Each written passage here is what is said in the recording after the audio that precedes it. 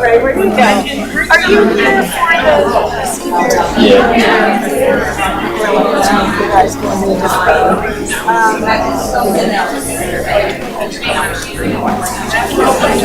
Or is it just two? No, there's like five. Yeah, it's 5 dozen here.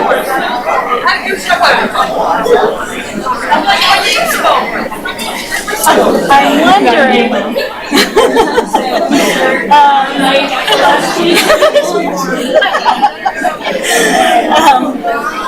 I'm trying to think because we don't have the chairs, and if it's just the two of you, I'd pull up chairs.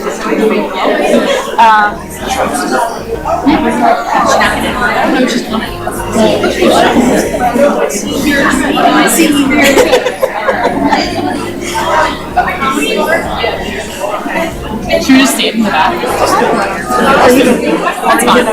I feel bad that way. Oh, that's fine. We just have to make sure that other students are here because I think they're trying to get out of this. Well, I'll tell them. They didn't make us wait in line. They just got us. So I'll tell them they don't have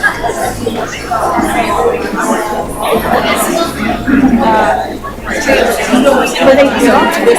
They're all waiting in line. I'm just going to tell them to listen to the guy, the bald guy,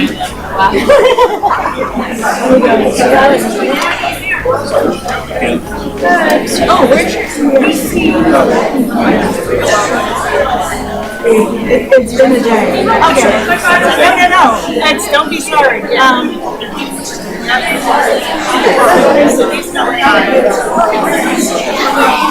I will get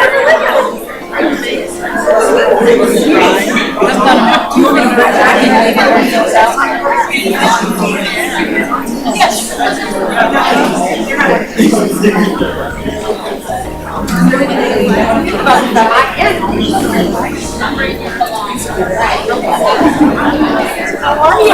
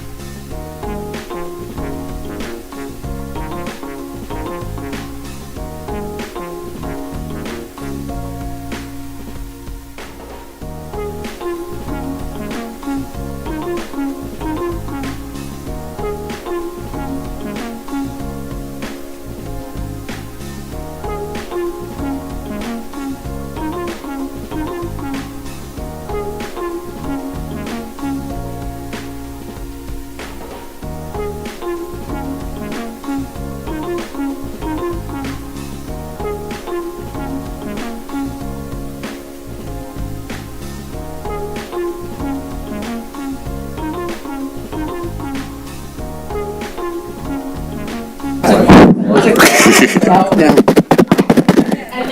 Yes. Both, right? Easy work. That one. Okay. I'm going to call to order the Centennial School District School Board Work Session Regular Meeting, Tuesday, May 13th, 2025. Mrs. Roosh, can you make a roll call vote? Do a roll call. Mrs. Brancato. Here. Mrs. Crossan. Present. Mr. Gendhart. Here. Mr. Hartline. Present. Mr. Godikson. Present. Mrs. Lynch. Present. Dr. McGuire. Mr. Martin. Here. Mr. Sadowski. Here. 8 members present. Can we stand for the Pledge of Allegiance, please? I pledge allegiance to the flag of the United States of America and to the republic for which it stands, one nation, under God, indivisible, with liberty and justice for all. God bless America. Thank you. Student presentations, Nick Mento. Thanks, Nick. Nick will be giving this presentation for William Tennant and Middle Bucks. I say, and don't run away from the podium when you're done.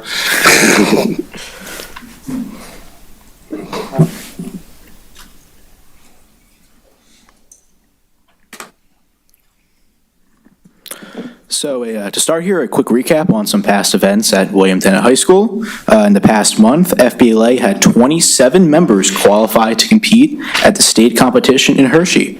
4 of those members, Aiden Edelman Cantor, Samuel Lee, Josiah Uter, and Nick Mento, qualified for nationals. Last month, Tennant also hosted our Science Day, an opportunity for many students to come and see science labs and show people, like younger students, examples of science and get people involved in the understanding of it. We also held our film festival, which is another great opportunity to showcase our student filmmakers. And in the past month, Tennant also hosted our Fine Arts Festival.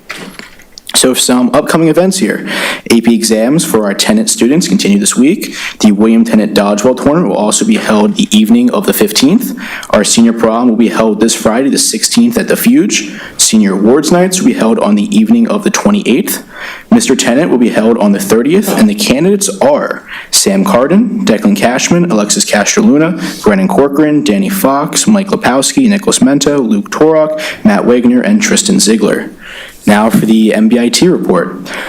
First up, this school year, our work-based education coordinators placed over 130 students with local businesses in our community. The work-based education program connects classroom learning with employment experience that strengthens relationships between students, families, employers, educators, and community leaders. Next, we are so proud to announce that 15 of our medical and health profession seniors have successfully passed their patient care technician PCT certification exam today. This incredible achievement is the result of their hard work, dedication, and countless hours of preparation. Becoming a certified patient care technician is a major milestone that opens a door to exciting opportunities in the healthcare field. These students are now equipped with the skills and credentials needed to make a real difference in patient care. 3 talented students from our Centennial Art and Advertising Design program were recently recognized for their incredible contribution to the Bucks County Veterans Treatment Program. Abby Words, Liam Chasio, and Pluvio Garelli collaborated to create a powerful logo for the Bucks Veteran Organization, a symbol that now represents strength, resilience, and community support. Mr. Elwood, while representing the organization, visited MBIT to personally present each student with a certificate of appreciation for their meaningful work. We are excited to celebrate the incredible atmosphere of the Middle Bucks Institute of Technology class of 2025 at this year's Senior Recognition Ceremony, Tuesday, June 3rd, at William Tennant High School's auditorium. The ceremony begins promptly at 6:30 p.m. This special evening will honor our graduating seniors for their achievements, growth, and dedication throughout their time at MBIT. It's a night to reflect on their journey, celebrate their successes, and look ahead to the bright futures they've worked so hard to build. Finally, our 2025 Senior Awards and Scholarships ceremony is on Thursday, May 29th at 4 p.m. in our cafeteria.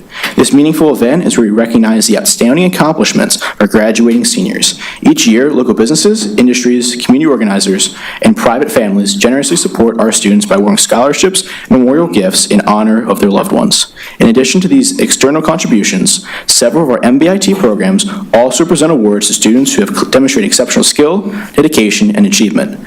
We'd like to remind everyone that you can learn more about the latest happenings at MBIT by following us on Facebook, Instagram, LinkedIn, TikTok, YouTube, and X, and also signing up for a monthly newsletter. Thank you. Okay, so, yeah. Thank you. Don't run away there. So you're sporting a new T-shirt, I see? Yes, sir. Is that where you will be going? Yes, I committed to American University for Political Science. Congratulations.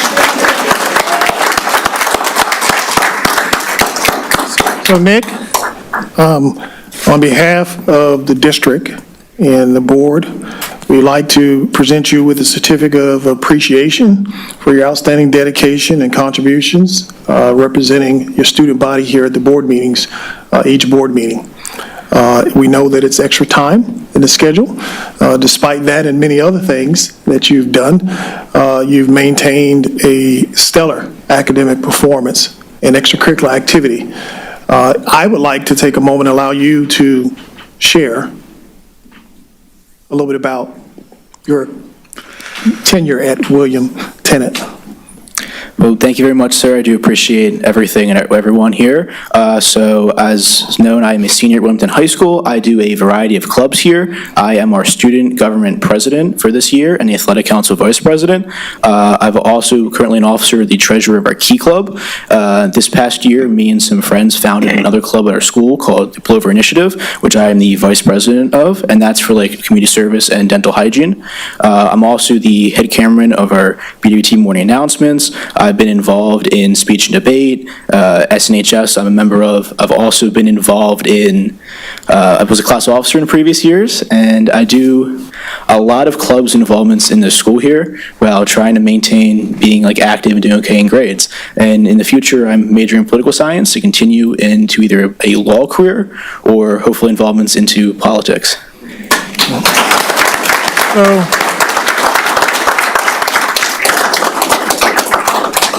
That's kind of unnerving and ironic because my daughter is entering her senior year as a political science major with aspirations of going to law school also. That's So awesome. kindred spirits there. But again, thank you, and I'd like to present to you on behalf of the board and the district this certificate of appreciation. Thank you. Thank you.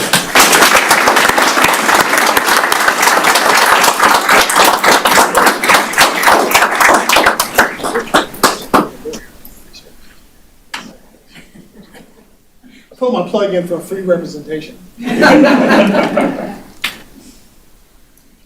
Congratulations.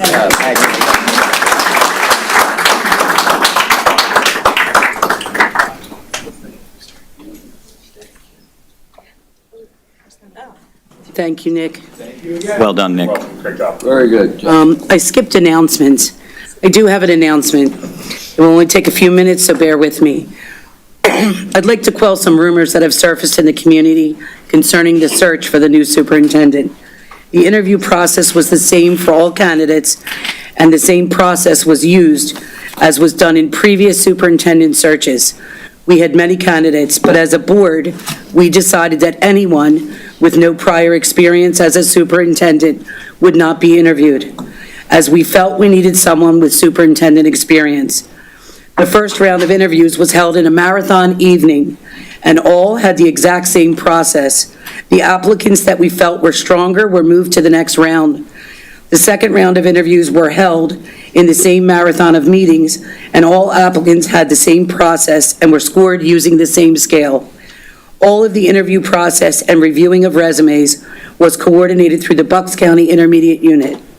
As a board, we did decide not to have a third round, as one candidate scored well above the others in the scoring system, thus moving him to the next step.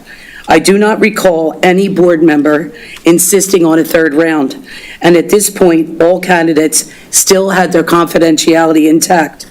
I contacted the solicitor and advised him that I wanted to have an unofficial meeting for the prospective candidate to include teachers, Act 93 representatives, a PSEA rep, parents from each of the regions who have been very involved in the school community, and community members. The solicitor advised me that as long as no votes or deliberation took place, such a meeting could be held as it was informational. Because of all the rumors,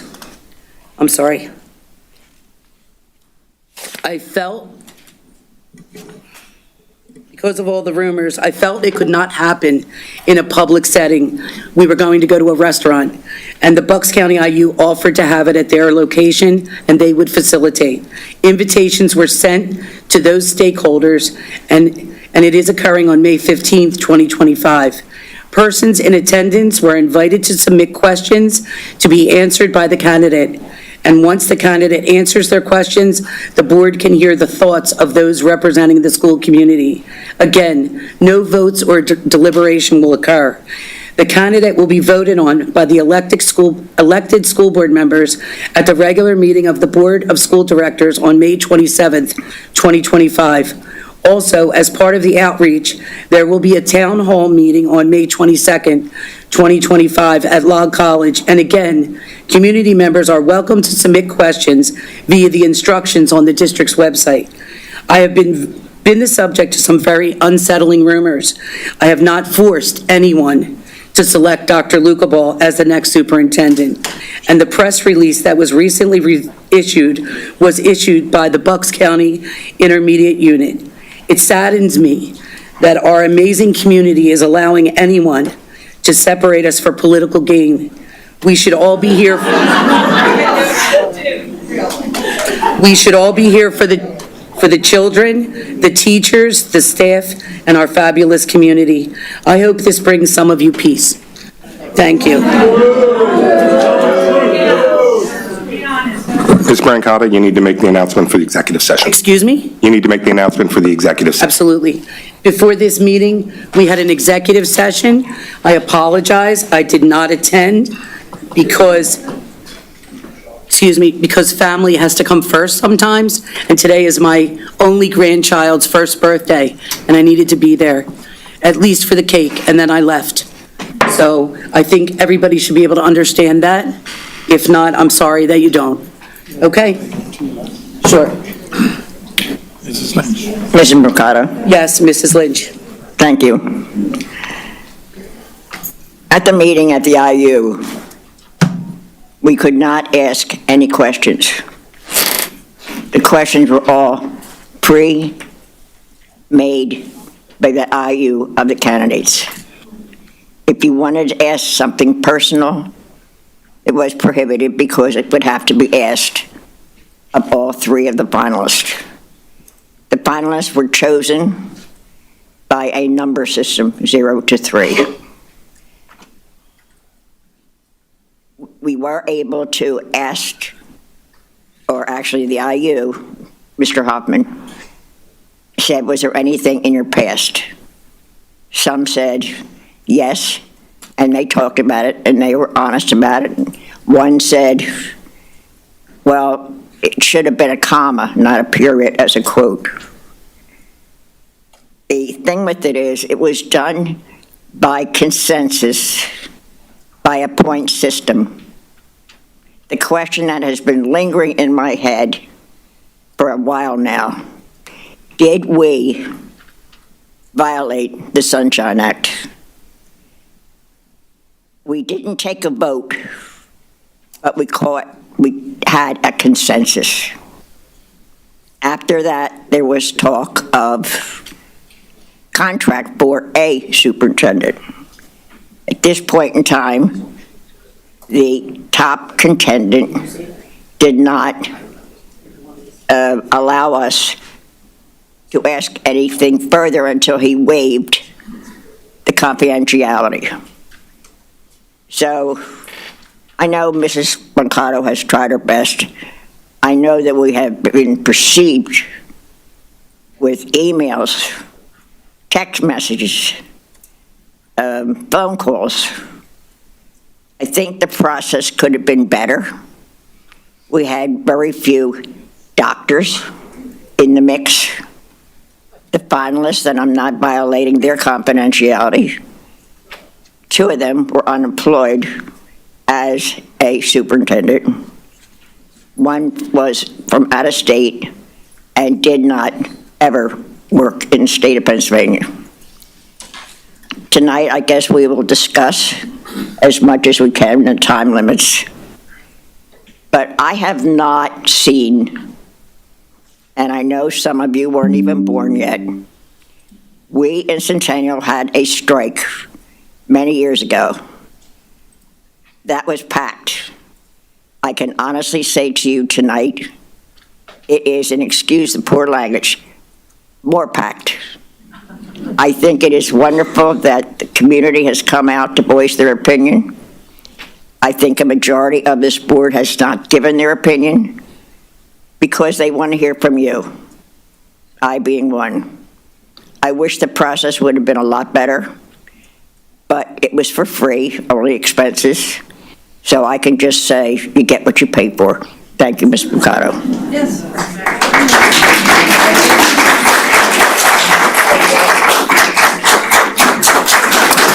So, thank you. No, with all due respect, the way the process should work is the community, our taxpayers, our teachers, our students should have been involved in the last interviews.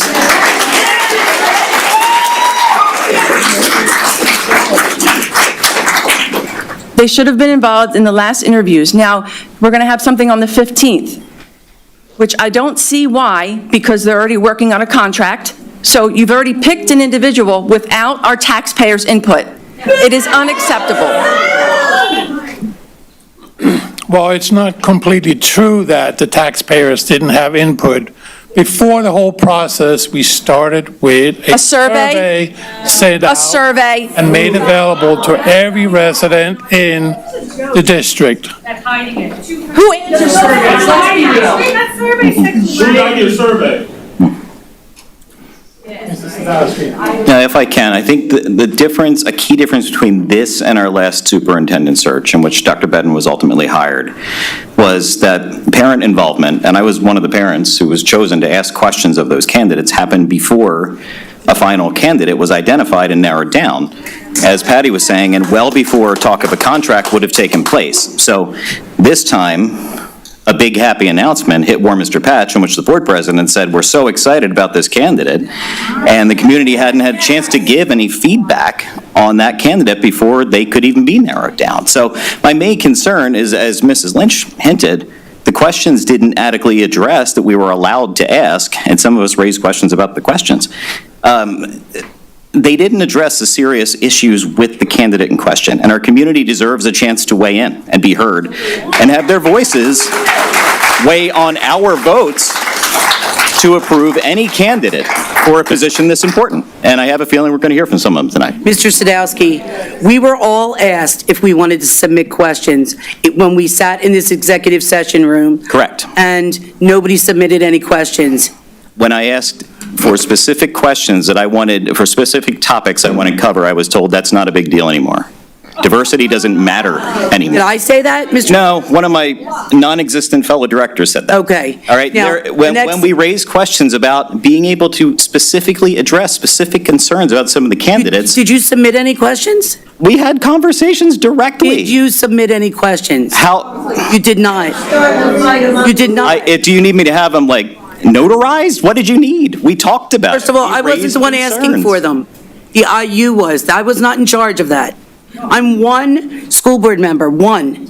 Who often speaks as the board leadership. No, I don't. And makes lots of decisions And where we come into the no, room I and do things not feel make any- ironclad and pre-rubber stamped. Mr. Sadowski, I'm not going to argue with you because I don't make any decisions for any of you. Okay. The article in the news, in the Warminster Patch, that was not given by me. That was given by the IU. You were quoted. He took it from the announcement that the IU gave, not me. And I have spoken to him. I did not give him any quotes. None. None. Yeah, they certainly had them. I saw them. I saw them. But you know, people have to sell newspapers. They have to sell articles.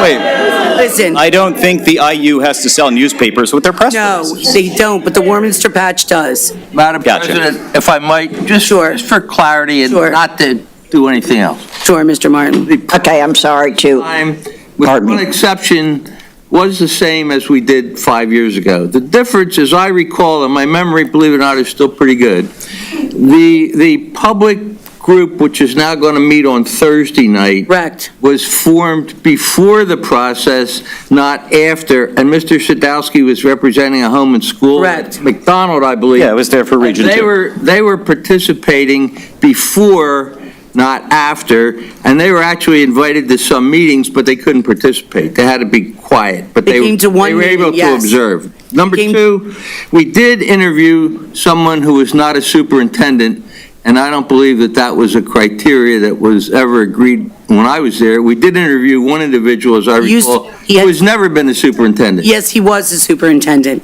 Oh, he wasn't? Yes, he was. He was acting as an interim principal. Oh, an interim. He used to be a superintendent. Yes, that's true. Okay, my mistake then, I made a mistake. Third, I agree there was no need for a third round, I agree with that 100%. Fourth, I think the ranking of the individuals, at least at the final, was much closer than was alleged a minute ago. It was a relatively close ranking among a couple of finalists. Dr. Lucabaugh did come out with the highest ranking, I won't concede that, absolutely. But we had someone else who was very, very close in the rankings. And I just will make it public. If there's a shortage of public comment, I will be happy to stay after the meeting and listen to anybody else who wants to talk to me. But thank you very much.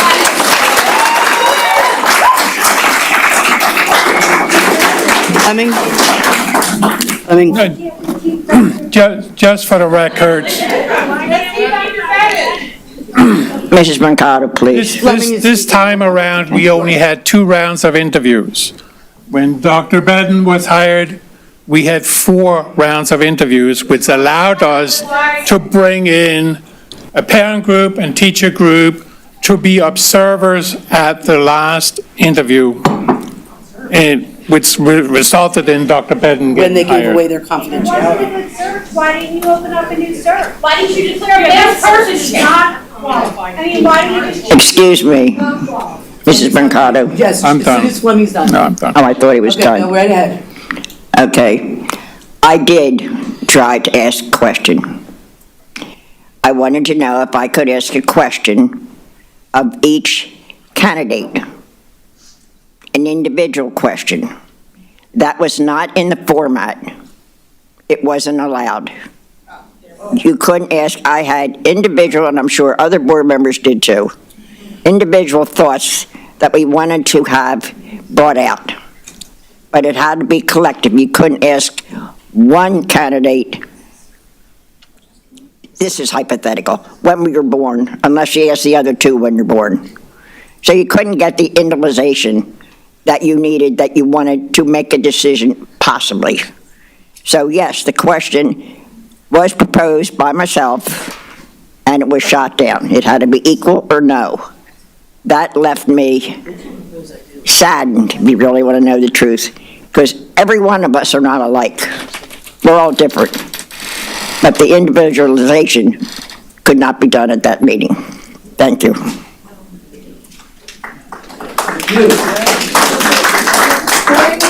the scoring account for prior litigation?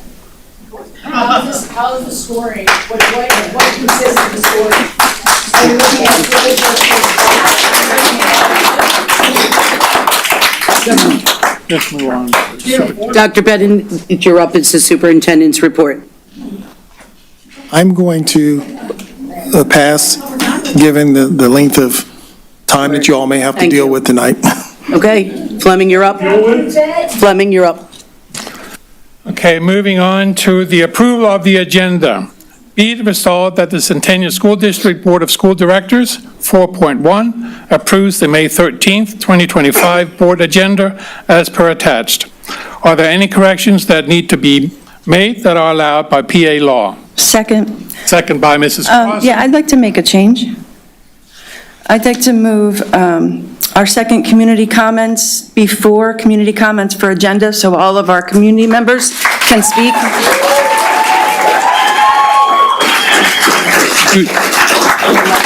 Do not feel that that's a need. Let's do the agenda first, and then we can deal with the community. So could we, no. I'd like to make a motion that we move that over. Can we take a vote on that? I'll second. I'll second. It's seconded by Mr. Sadowski. So it's change of motion to move the community comments to the front.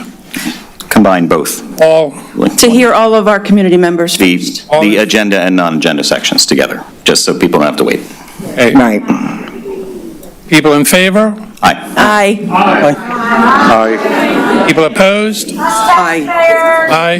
Matt, Mr. Vice President, I would recommend you do a roll call vote because you could That's fair. not tell. Let's do it by roll call. And that is to move the community comments to the front. And combine them, correct? Correct. One sec. Yes, one session, both of them. Mr. Hartline, Yes. Mr. Godekson, No. Mr. Martin, I will abstain because we haven't addressed the time limit, which is part of the policy. That's fair. In our board policy, there's a time limit on a total package of public comment, not whether it should be first, last, or in between. Section is a total of 30 minutes. Right, so So I combined also would make a be, motion to extend that. combined would be. Oh, we got a motion on the floor. Let's do this first. I Yeah. have to Mrs. do this Crossan. First. Mr. Martin? Yeah, I mean, it's Patty's motion, I can't. Our policy says each section can be no more than 30 minutes. Well, let's finish this vote and then we'll amend And that. I'll vote aye. So you're going to abstain? I voted aye. I'm sorry, you voted, With the policy we have, I vote aye. okay.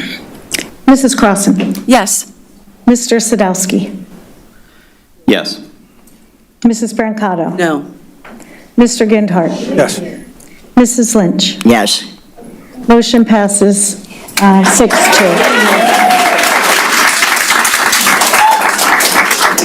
So could we make another motion to extend so any community member that showed up gets to speak? Can I get a second? Second. Second. Could we please do, Mrs. Clausen is making a second motion to change the agenda that includes enough time for everybody to speak, seconded by Mr. Sadowski. So this is going to set a precedent, which we don't ever want to do. I've been told, That's why we're here. You don't know what's going on. We all came tonight to talk. I have, that is Mrs. Rich, what can we do a roll call? That is what we have followed in the past. Mrs. Ruth, we'll do a roll call for this as well. One more comment. Yes. Mr. Godekson, One more comment. Comment from Mr. Ginhart first. I would just like to remind everyone that public comment is important. We need to hear from everyone. However, public comment in a meeting is not the only way for people to let us know what they're thinking. It's one of the ways. The other way that, Can I finish without being interrupted? The other very effective way of letting us know what people are thinking is emails, and as Mrs. Lynch has alluded, are you going to let me finish, or are you going to interrupt me every other word? Do I get to finish? We have been getting a lot of emails over the past couple of weeks. Emails are a very effective way to let us know what you're thinking. In my opinion, even better than public comment because there's no time limit. They can be as long as you want, as in-depth as you want, and we have been getting a lot of emails, some of them very extensive with a lot of quality thoughts in them. So by sticking to policy, we are in no way preventing anyone from expressing their opinions or concerns because we get them in emails. And I would also like to finish by saying that on several occasions in the past, Dr. Bennett has made a point, rightfully so, of saying that deviating from policy for individual reasons at individual events or specific things is problematic and should be avoided. That's been noted several times in the past. Policy is policy. We have 30 minutes for agenda items and 30 minutes for non-agenda items. Excuse me, but on the other side of the coin, you can also suspend the policy. yes. So if it seems like excuse me, if it seems like it's a one-time deal, that's why it's in there. You can suspend it. So, Matt, now I'm going to reply because your colleague invoked my name. You actually have extended by motion your time or allowed people to extend. So that has been done. You've already done that. So this is not new.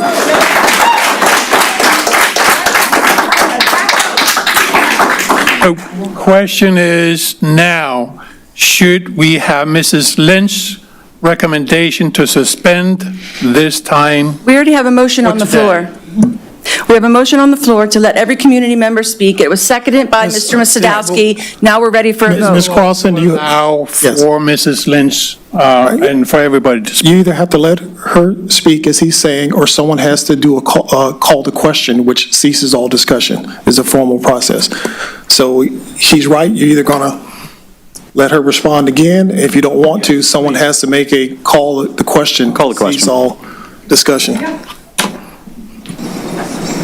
Mrs. Lynch, any more comments? You got to call the question. He did, He already called it, yeah. which means then you need to go ahead and do the roll call. Can we Roll read the call, motion please. back? I'm ready to vote. Can we read the motion back, please? There was a motion to let every community member speak tonight that came to speak. But we are still limiting each community member to 3 minutes. Yes. Yeah. Okay.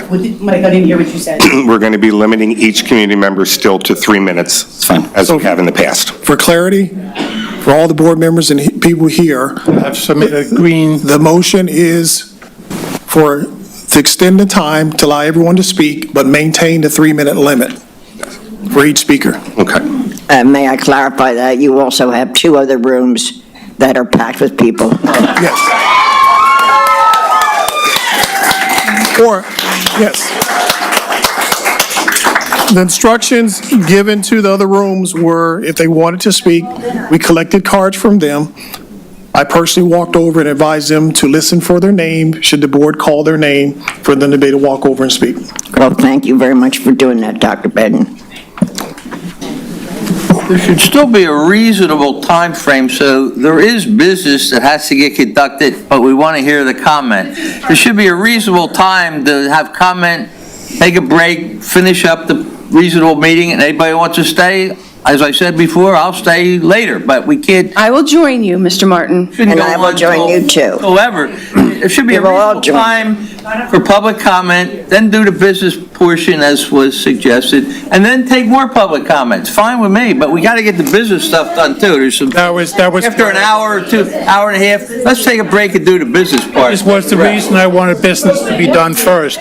But Mrs. Rouge, roll call for. Hold on 1 second. So, Mr. Martin, we have almost 2 hours. That's fine, that's plenty. Mrs. Rouge, roll call. Mr. Godekson. Yes. Mr. Martin. Yes. Mr. Gendhart. No. Mrs. Lynch. Yes. Mr. Sadowski. Yes. Mrs. Crossan. Yes. Mr. Hartline. Yes. Mrs. Brancato. No. Motion passes 6-2. I understand that. Okay. I have to get a tissue. So we're going to go to, Moving on to community comments. I have to go get a tissue, so we'll be listening to you.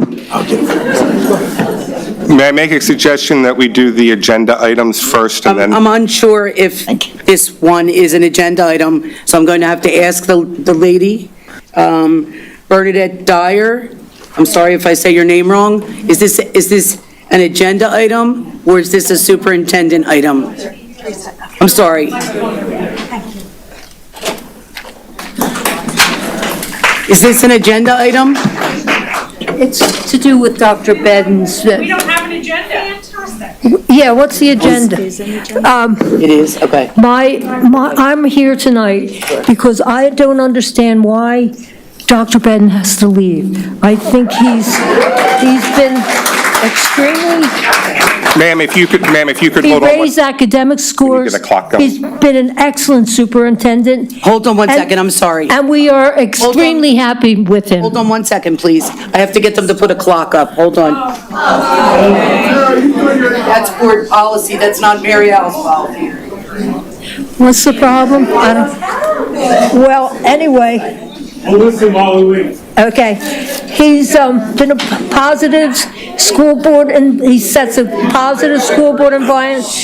And also, I'm sorry, Mrs. Dyer, can you hold on just 1 second? And, yeah, That is not my rule, that is a board policy, not mine. can I still speak, though? Mrs. Dyer? Thank you. I think you're disrespecting the centennial. I'm not Yes, just wait you 1 are, second. and, I can't hear you. Because the Central Bucks didn't want this individual, so we don't want him either. There's no clock at all. No disrespect to him, but he has a history, and you should come out and tell us what that is. I know. And, all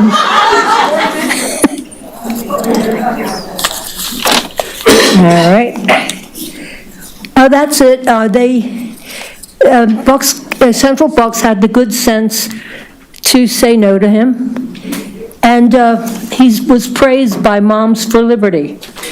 And in no circumstance should he Last 40 minutes. be given consideration. Moms for Liberty is one of the most hate-filled organization ever created. And that's it. That's what I had to say. Thank you for your time.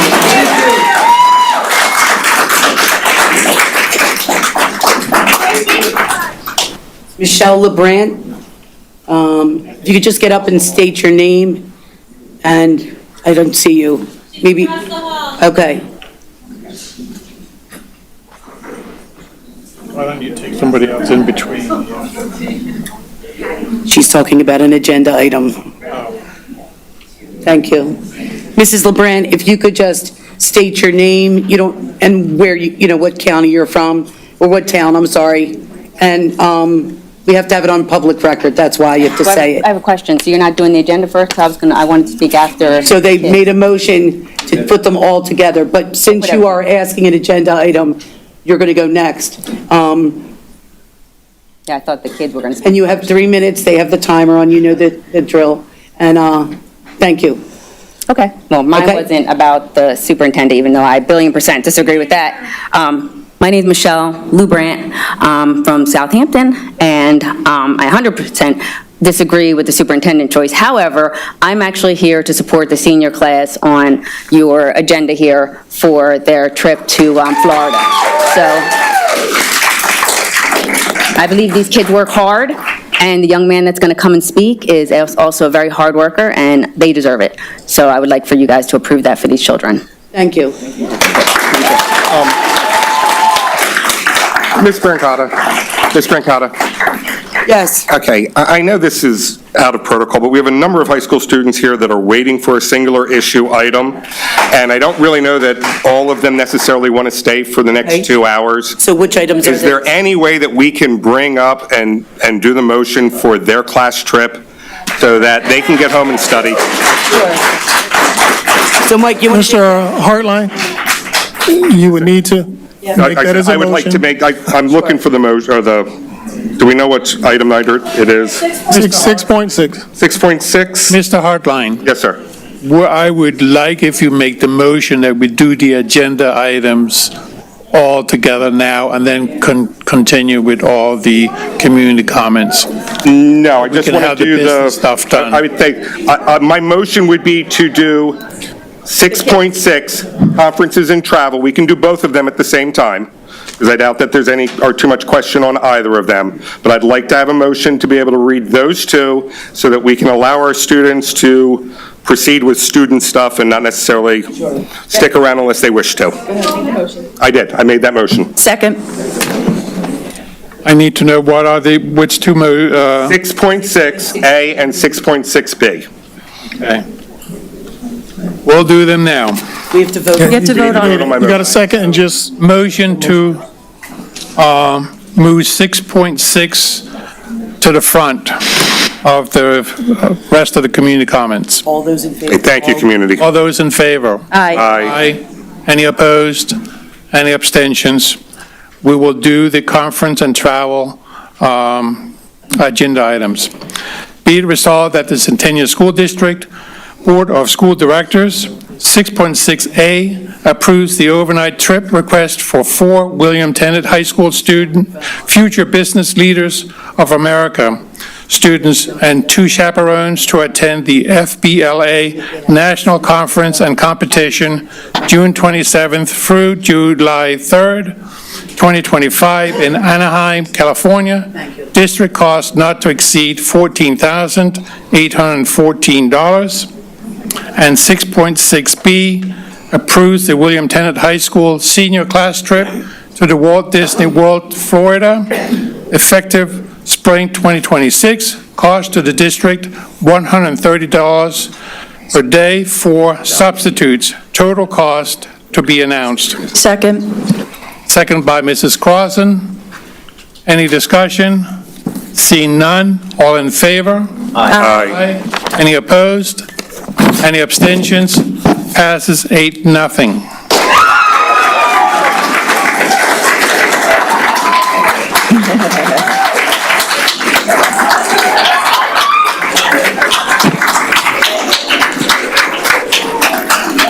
All right, I guess we'll revert back to community items.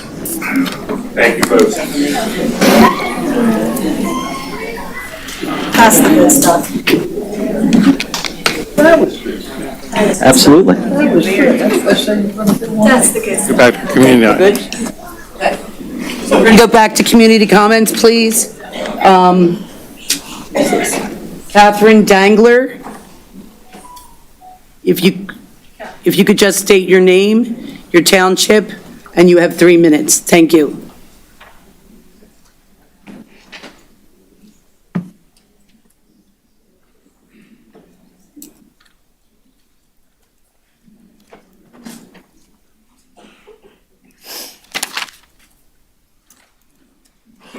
Say that one more time. What 3 things do I have to say? I'm sorry.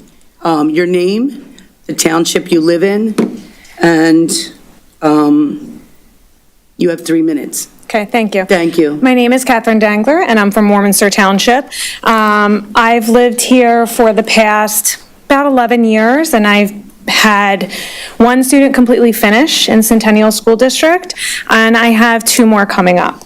Unfortunately, I have had experience with Dr. Lukaba, and unfortunately that was not a good experience. I had that experience as an educator in Central Bucks School District. According to the survey, the community survey that was given of our, that asked our teachers, our students, and our community members what they were looking for, what stood out to me was collaboration. Unfortunately, my experience with Dr. Lukaba did not reflect collaborative ideals.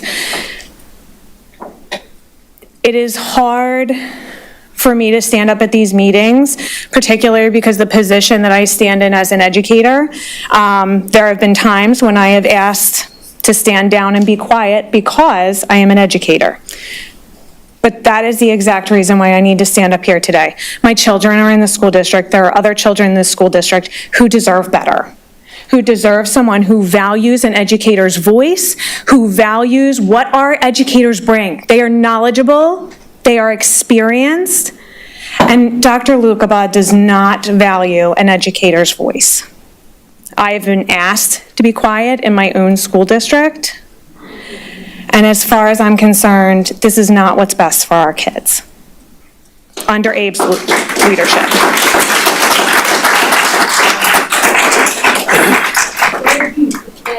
What I would like to see is someone who really has the same values and morals as we do here in Centennial. My children have benefited from the education that they've gotten here. I have not always agreed with decisions that were made, but one thing that I can say is that my children have benefited from the education that they have served, but they still have more education to go. And I fear that the education that they will get under his leadership will not be the same quality.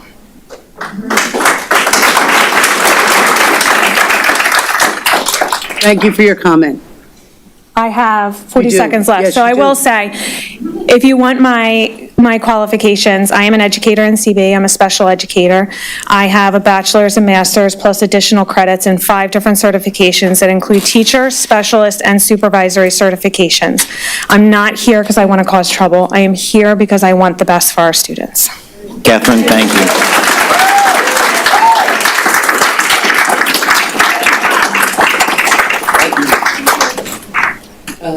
Melissa, I'm not going to say your name correctly.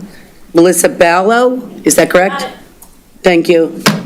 You have 3 minutes, and you just need to state your name and your township into the microphone, just so they can be on record.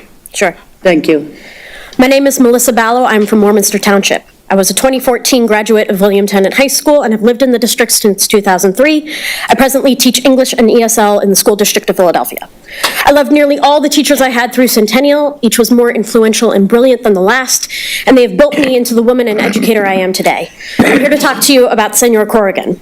Senor was a small man with a big presence. He wore pastel pants with sweater vests and bow ties. He played and sang Selena songs in class. He was whip smart and witty in English and Spanish, but most notably, he was the out advisor of the Gender Sexuality Alliance. When I took Spanish all 4 years of high school, many of the students who frequented his room didn't even take a semester. Students just seemed to know that his room was the place to be if you were a misfit who needed camaraderie. Every week, dozens of students took refuge in his room to talk pop culture, fashion, fitting in, brushing off bullies, and to snack on whatever Starburst or salsa and chips that he had in his office, and where many advisors would have just sat and watched, Senor Corrigan had the unique power as an elder of the community and talked about our shared history, one not in textbooks. He would tell us about growing up as a gay man who lived through the tail end of McCarthyism, Stonewall, and the AIDS crisis. He would recount coming out to his own friends and family, but most often he would tell us that we were safe, loved, and valued. During my senior year, on the day that gay marriage was legalized in PA, I chased after Senor as he was walking to his car. I remember breathlessly asking him about the good news and how he felt. And I don't know if I was the first, 20th, or only student to ask him that day, but he grew misty-eyed all the same as he said that I'm so happy for you young people, and I'm so proud to see you today. And now here I am, wondering if that interaction alone, setting aside all of the other work that he had done for the LGBT community at the school, would have cost that sweet man his position had it happened with Luca in charge. Wondering if it would have cost my friends their advocate, wondering if it would have cost Tenet its reputation amongst its peers as uncommonly accepting of students on the margins, wondering if it would have cost my parents and my friends' parents thousands upon thousands of dollars in legal fees as it did in Central Bucks to rectify or to disappear the story of his dismissal, wondering if WHYY or the ACLU or another acronym would have made the town a circus, wondering if it would have cost Luca more than half a year of his time to decide if staying with our students and staff to make amends would be a worthwhile cause, wondering if it would have cost another $750,000 to write him off, wondering if it would have cost Luca another 2 years to seek reemployment in the region again when it was all over. I'm wondering if people like me would ever have trusted the district again, even years later. I could not put a price tag on what it was to know Senor Corrigan. I couldn't possibly quantify the difference that he made to me or to countless others, but what I can count is each and every dollar that Central Bucks spent on Luca Baugh's mistakes that had cost good educators and good men like Senor years of labor and rapport. I don't know if you've taken stock, but I cannot see how this appointment will be worth it. Thank you.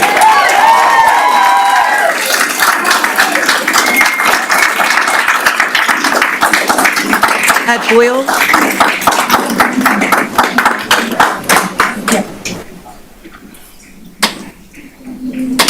Ms. Boyle, you have 3 minutes, and if you could just please state your name and your township, please. Pat Mertens Boyle, Centennial Station, Warminster, PA. I'm here basically as a senior citizen taxpayer. Our budget for next year looks like it's not going to be easy. It looks like it's going to be a really tough time. Rumors are out there about how many millions we're short for next year. I know they're not all true, but some of them are. And can we afford to hire an expensive school superintendent and pay the legal fees he brings in with him? Where in the budget is that? Because we have a ton of seniors in this township living on fixed incomes. Our Social Security's at risk now, our Medicare's at risk, and now our homes are going to be at risk with school taxes. So please consider all of us seniors out there. I mean, I care about the kids. That's a whole big thing. You guys know I do that. But the seniors paying these taxes that will pay for those legal fees, it's just not fanable. It cannot happen. Thank you. Thank you.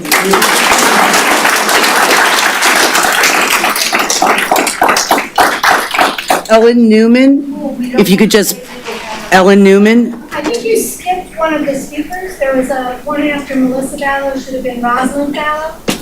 They're just in order here, hon. Rosalind is next after Ellen Newman.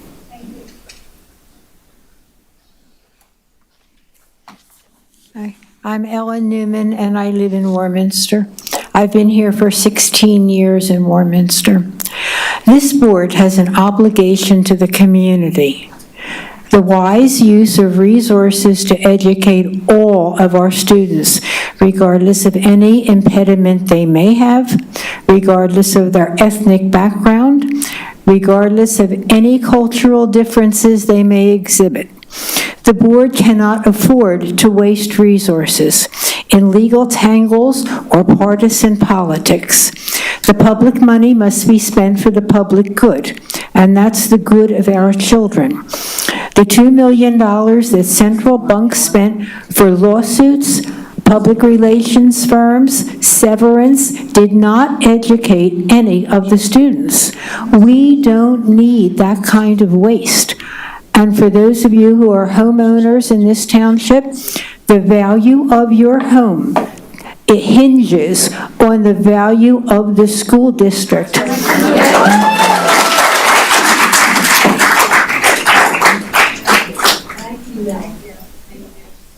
Thank you.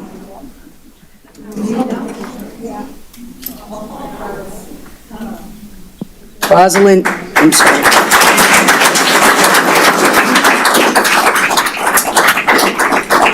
Rosalind Fallow, if you could please just state your name and your township, please.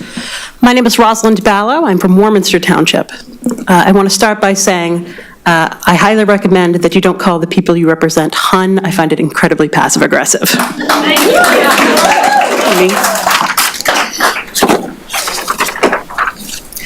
I'm here tonight to oppose the hiring of Mr. Lugabaugh, as are many people here. Sorry? You're going to talk through me or what? I was just asking Dr. Betty to make sure. I want that time back if I'm going to be talked through. I want to be listened to if I'm going to talk. The timer needs to restart.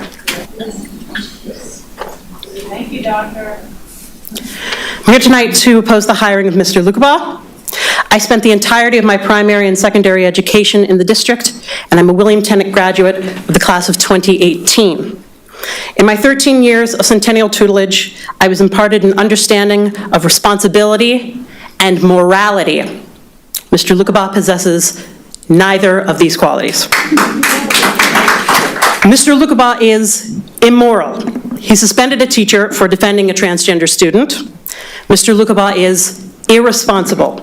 Its resulting lawsuit cost taxpayers $100,000 in damages and $400,000 in legal fees. Mr. Lugabaugh is immoral. He implemented book banning policies that censored teachers, including forcing a librarian to remove a quote from a Holocaust victim from the library door. Mr. Lugabaugh is irresponsible. The Central Bucks School District spent $144,000 on a PR firm to spin the narrative around his controversial policies. Mr. Lugabaugh is immoral. He implemented discriminatory policies so severe that the ACLU sued the district on behalf of LGBT students.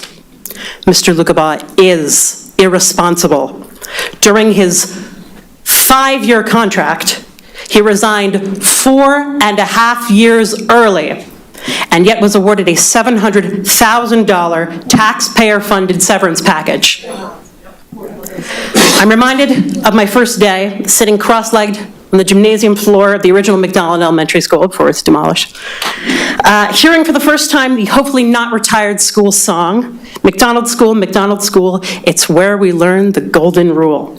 Treat others as you would like to be treated, Mrs. Brancato. Mr. Lugabaugh's treatment of LGBT students is disgusting. And the current and future students of the Centennial School District deserve a golden rule superintendent who will treat the children, staff, and faculty as they would like to be treated. I dedicate my speech to the the 2 rooms full of people who are across the hall, presumably.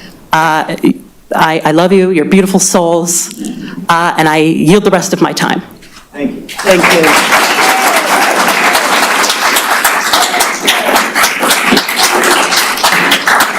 Howard Barkin. Howard Barkin. If you could just state your name and your township, I would appreciate that. You have 3 minutes. Thank you, sir.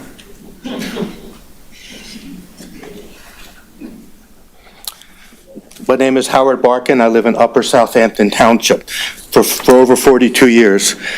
And both of our daughters were educated through the Centennial School District at Davis, Klinger, and Tennant. And for those 16 years, we actively supported our daughters' education and their school's activities.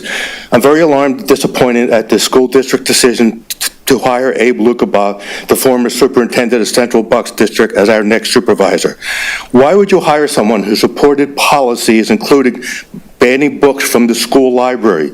Do you even know if he and the people from the so-called Moms for Liberty who encouraged him to do so even read any of those books? Banning books like this was done should never be an acceptable policy. Why would you hire someone who supported policies that refused to allow pride flags to be displayed in classroom, encouraging the marginalization of some students in the district? What harm could that possibly have done?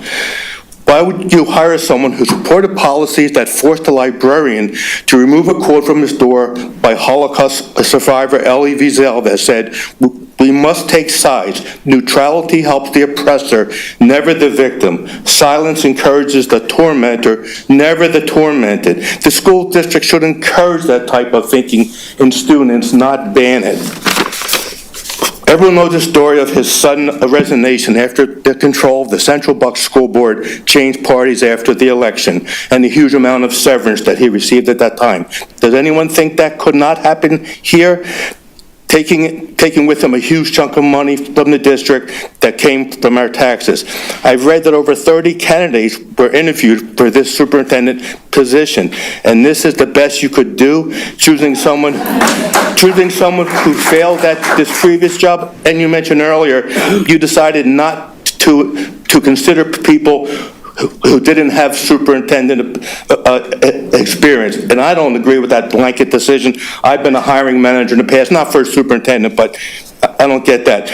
It's sort of like how a sports team hires a new coach who was fired by his previous team for losing. Why in the world do teams hire someone like that? And why would you hire someone like that?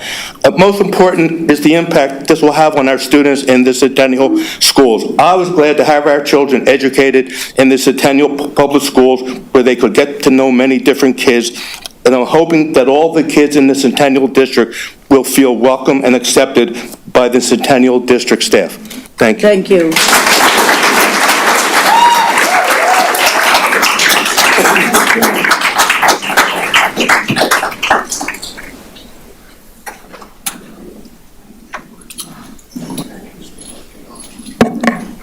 Tina Cairns, if you could just go to the podium, state your name and your township. You have 3 minutes. Thank you. All right, Tina Cairns, Warminster, Pennsylvania. Like so many Warminster residents, I saw the circus that was the 2021-2023 Central Bucks School District that Dr. Lukabaugh oversaw and thought to myself, I'm so glad that is not happening here. Central Bucks was not only making local news, but national for its school board meetings that constantly devolved into chaos.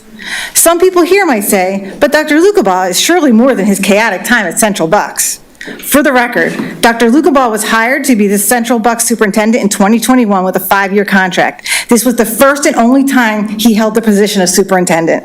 By December 2021, the New York Times was already reporting on the culture wars that were overrunning the district. July 2022, book ban policy. October 2022, 2022, ACLU filed a lawsuit against Central Bucks for creating a hostile environment for LGBTQ+ students. At the same time, the U.S. Department of Education opened an investigation into allegations of a toxic educational environment. December 2022, Central Bucks hired an attorney to tackle this ACLU lawsuit and spent over $1 million taxpayer dollars doing so. January 2023, Pride flag classroom ban. April 2023, Dr. Lukabal suspended a teacher who later sued the district, reportedly for helping an LGBTQ student who was being bullied. Then in July 2023, when a poll of 1,000 Central Bucks teachers had Dr. Lukabal with a mere 17% approval rating, the Central Bucks School Board decided to restructure and re-up his contracts only 2 years in. They gave him a 40% pay raise, and which was totaled $315,000. For context, Dr. Bedden makes just below the Bucks County average at $228,000. A 40% pay raise at a time when 300 female teachers had filed a class action lawsuit alleging inequitable pay, and the district had over 100 open staff positions because they didn't have the money to pay them. But he gets this huge raise. Also, with this contract, was the $700,000 severance package, which he took just 4 months later. The AP reported in his severance package contained, and I quote, "a puzzling ban on any district investigations during his tenure," unquote. Now, why would that be? Obviously, there were ongoing lawsuits, but what else was he hiding? What was he afraid would be uncovered? There were accusations of inappropriate relationships with female school district employees, including a relationship with a vice principal's wife and another with a member of the school board. Is that how he got such a sweet new contract? Central Bucks cannot legally investigate because of this, but we can, and we can call on the county's DA or state attorney general to conduct an independent investigation. I am asking the board, no, pleading with the board, do not hire this man. He comes with a lot of awful baggage that our district should not spend time or money dealing with.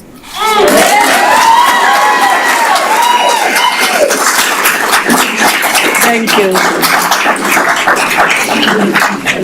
Lorna Byrne, if you could just go to the podium and state your name and your township. Thank you. You have 3 minutes. My name is Lorna Byrne, and I live in Warminster, and like you, I was around for the strikes. In fact, I started reading books when I was during the 60s, such as 1984, Brave New World, Fahrenheit 451, Ugly American. Nobody ever told me I should not read those books, okay? My kids went to Centennial School District. They were taught at home and at school to read, think, evaluate, think, and make a decision. When my daughter got to be teens, 20s, 30s, she wasn't making all the decisions that I thought she should make. But I applauded the idea that she had thought through and made a decision. My grandkids went to Central Bucks. The education that they got there was actually outstanding. My one granddaughter was given an assignment to be in a debate. She didn't want that position. She was told to take the other position. And we said to her, that's a good thing to do, because you will learn to read and think what the other person's point of view is. Whereas Lukabal wanted to take any option out of those kids to read, think, choose the books that they wanted, make a decision on their own.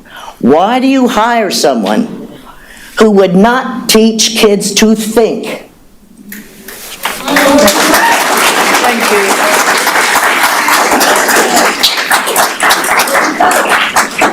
Damaris Torres, if you could please go to the podium and state your name and where you come, what township you're in. You have 3 minutes. Thank you. I just have a quick question. Could all members of the board please give due respect to the individuals that are speaking? There are a lot of facts that are being presented here, and there are 2 members that I've been watching this whole time that are on their phone, they're passing notes. So can we please have an open mind? This is about. There is a school board member trying to get on. Yeah. And I was conferring with Dr. Bedden about that. Okay, but in that meantime, you've missed a lot of information. I have not missed a thing, I promise you. You can recite it to me. That's all, just respect, that's all. Hello, I'm Damaris Torres. I'm in Warminster Township. I am the parent of 3 Centennial School District students. My husband is a graduate of 1997, William Tennant. I'm from Philadelphia originally, and we moved back to Centennial School District because of the education he received at William Tennant. And so when it was time to come back to the area, we were a military family, veteran of 23 years, we came back to Centennial. My firstborn son who attended Centennial is William Cummings, sorry. He is a 2023 graduate, but during his time at William Tennant, he started to fail. This is a gifted student. He was a gifted student in the last districts he came from. He was failing. Why was he failing? Because he feared telling us that he was gay. He did not feel valued, okay? So as his parent, I did not know some of the resources here at the time, such as SAP. So we did the best we could. He went to MBIT, succeeded, soared at MBIT. So thankful to MBIT, he graduated, but he could not graduate from Tennant. So we went to Bucks County Community College, he got his GED. He is now working in the tech field in Virginia, back where he came from. I have a 2026 student. Mr. Sadowski was my first contact when I first moved up here. And so Lucas Cummings, also having issues. Thankfully, I've had a wonderful, wonderful response with the SAP counselors and all the counselors. So on that point for 6.9, please approve that. We need more SAP counselors. But here comes the announcement of the superintendent. And I just want to thank Dr. Bedden because I felt he never got a fair chance as a superintendent, ever. So when it came time for me to register my kindergarten student, I reached out to the superintendent's office because I could not get through, like digitally, through the process that Centennial has for kindergarten registration was horrific for anyone who does not have the knowledge, the previous knowledge of this area. So I emailed the superintendent's office, they got me through. My daughter's at kindergarten at McDonald Elementary, and she too has ADHD, ODD, she has an IEP, Lucas has an IEP. I do not want those services at risk because we have to pay for a superintendent who just received $700,000. So I honestly don't know why he's trying to work. Like I would be in the Caribbean, back in Puerto Rico, having a wonderful time. So, Thank you. With that point, Your time is up. Thank you. Thank you.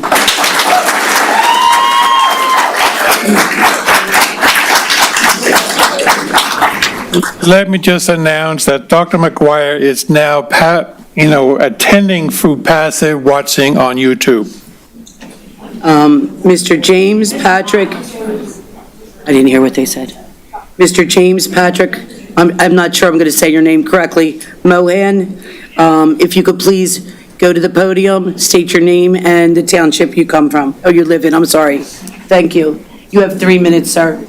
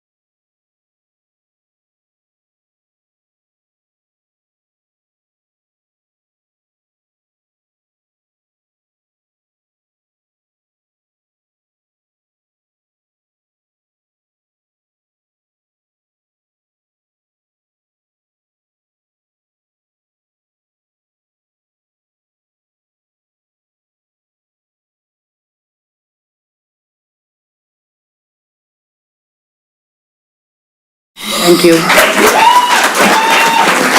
Mrs. Brancato. Mrs. Brancato. Yes. I know this is unusual, but I am not going to sit here and listen to someone who chastises a woman who has first birthday granddaughter. Be reasonable, for God's sake. We should all care about each other. She didn't miss anything. She was a little late.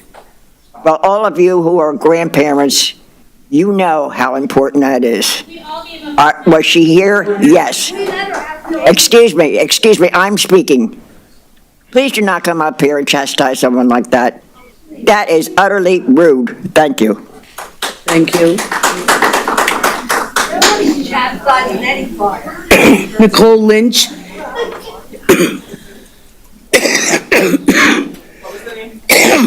If you could please just state your name and what township, and you have 3 minutes. Thank you.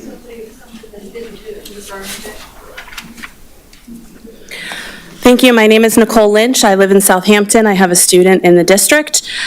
For years, like Tina, I watched what was happening in Central Bucks and I thought, I am so glad that is not my district. I was proud that Centennial was fostering inclusivity, championing intellectual freedom, and supporting all of our children. What happened?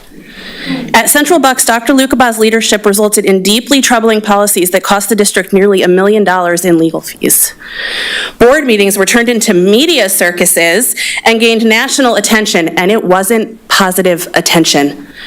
Why would you want to invite that type of risk to this community, especially now when funding is more crucial and tenuous than ever, a point, Ms. Brancato, that you made at the last meeting? Right. Dr. Lukabaugh has shown us he will support policies that undermine educational values and do harm to our students and educators. He will make it harder for students to learn and teachers to teach. In addition to being a parent, I'm a librarian. Dr. Lukabaugh supported and enforced policies that censored educators and stripped students of access to inclusive literature. Teachers and librarians were prohibited from sharing materials deemed political. These are not political issues. These are human issues. The policies silenced educators and erased vital perspectives from our classrooms and libraries. The Pennsylvania Library Association called the policies implemented under Dr. Lukabaugh's leadership some of the most restrictive in the state at the time. This has no place here. But maybe you like these policies. I think some of you do, and I'm not going to change your mind. So I have to ask, policies aside, why would you invite this risk? We are a small, diverse community. Voting for Dr. Lukabaugh brings chaos and divisiveness. Look at what is already happening. Do you want the press and police at your board meetings for the next 3, 4, 5 years? Admit you made a mistake. You can stop it now. Do you want to have to continually answer questions for 2 hours about your policies and your judgment? We are not going away. This is nothing but a distraction from the work of educating our students. I asked in email several times and got no answer. What benefit does Dr. Lukabaugh bring to our district? Our community cannot afford the cost. We deserve a leader who will protect the right to read, teach, and learn from a wide range of voices. We need a superintendent who will respect intellectual freedom, honor educators, and center the needs of all students. I know everyone in this room wants what's best for their children. You need to consider what is best for all of Centennial's students. Do not hire Dr. Lukabaugh. Thank you.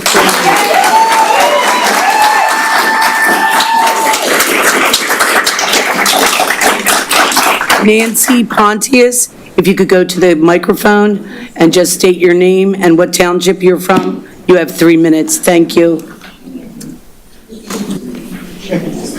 She an overflow? No, she's right there. Isn't that her? She's coming up. Okay.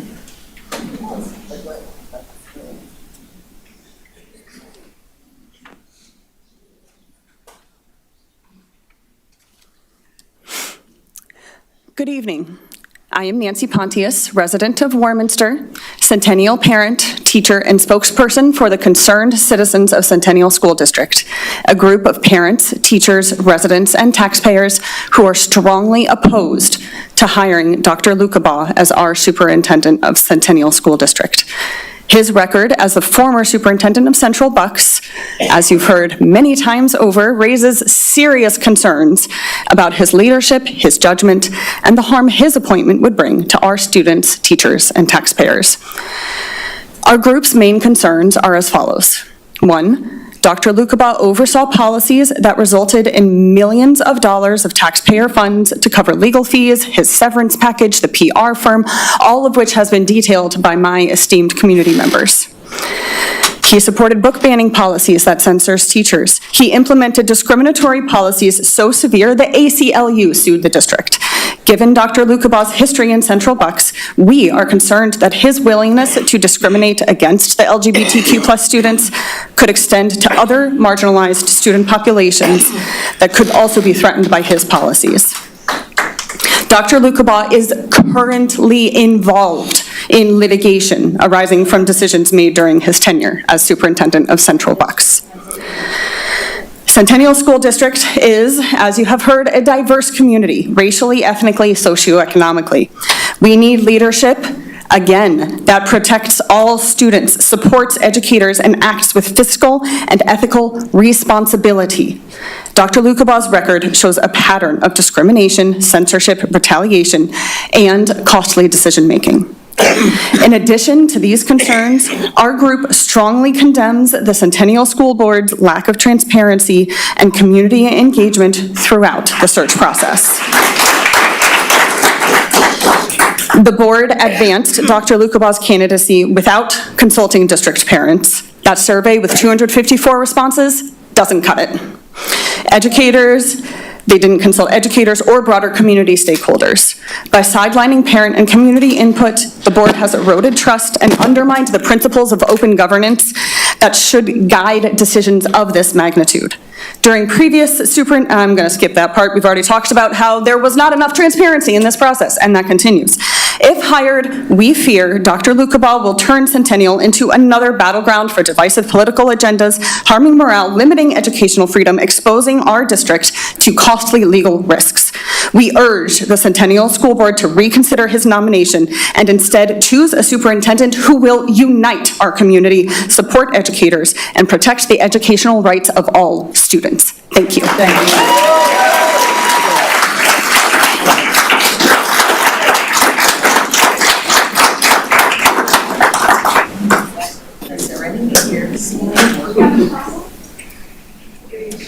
I'm sorry, Cassandra Ruff, if you could go to the podium and just state your name and your township. You have 3 minutes, thank you.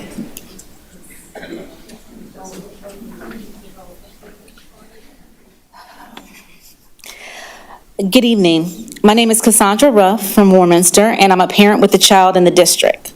The school board states that you are for teachers, parents, and students. However, several of the actions over the last few months say otherwise. Our district deserves transparency and fairness. Our district deserves to be the envy of other school districts, not only in Pennsylvania, but nationally. Our community deserves more than being a laughing stock or a tail end of a joke. Our teachers and students have already been through a lot. It is evident that they are resilient based on the rising test scores over these last few years. Our teachers and students are not worth risk-taking harm under any circumstances. The board has a choice to ensure it does not cause additional trauma, not just to our teachers who already give so much of themselves to our children, but also to our community. There's a real choice right now to end this division I have witnessed during past meetings, and the board, we should have a board that is determined to serve and bring our community together. This means not changing policies and procedures just to fit a square peg into a round hole. At each meeting, there are always announcements to get the community involved in different community events. However, it seems some members of the board don't even respect all the people in our community. The board is faced with a choice to do what is right for our entire community, not just a few. As a clinician, I continue to reflect on the oath to do no harm. I am highly concerned with the potential post-traumatic stress our teachers, administrative staff, and children may experience due to the lack of support exhibited by the school board. I am disappointed other clinicians would be willing to risk the health and well-being of our school staff. A rash decision from our board could potentially cause harm to the very people we entrust to care for our children. I don't even want to think about the potential impact on the children who already expect so much from our teachers.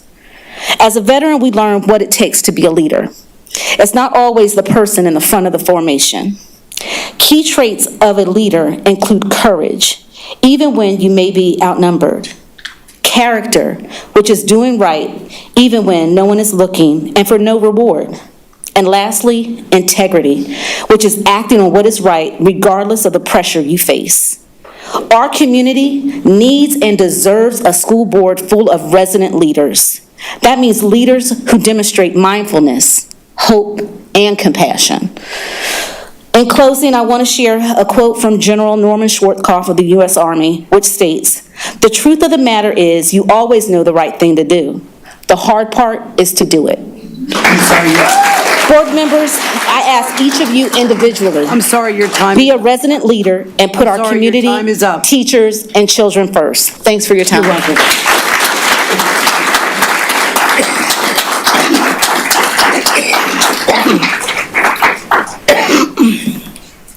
Samantha Gambles, if you can just go to the podium and state your name and your township, please.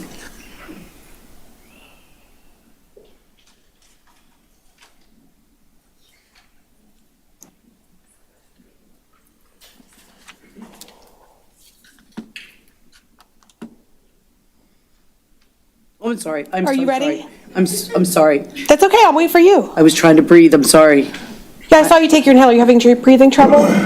I have pneumonia, yes. I'm sorry to hear that. Okay, thank you. I appreciate that. You have 3 minutes. Okay. Thank you. My name is Samantha Gambles. I'm from Warminster Township. I've dedicated 17 years to public education, including 8 years as a special ed and math teacher in Central Bucks School District. I'm also a mother to a soon-to-be kindergartner, going to kindergarten this fall, Davis Elementary. I'm here tonight to express my deep concern about the potential appointment of Dr. Abram Lucabaugh. I'm going to call him Abe from here on out. He has not earned my respect. As both a teacher and a parent, I believe it's critical that our district is led by someone who prioritizes integrity, educational excellence, and the well-being of our community. Several of you are up for re-election this year. That would be Brancato, Gindhart, Goddixon, and Ms. Lynch. You seem to be turning the tide, and that's good. So I see good things for you in the future. The decision you make on May 27th regarding Dr. Abe's appointment will only shape the future of Centennial, but it'll also reflect your commitment to representing the voices of this community that you were elected to serve. School board members are entrusted with the responsibility of putting the community's best interests above personal agendas. These are facts about Abe's tenure at Central Bucks.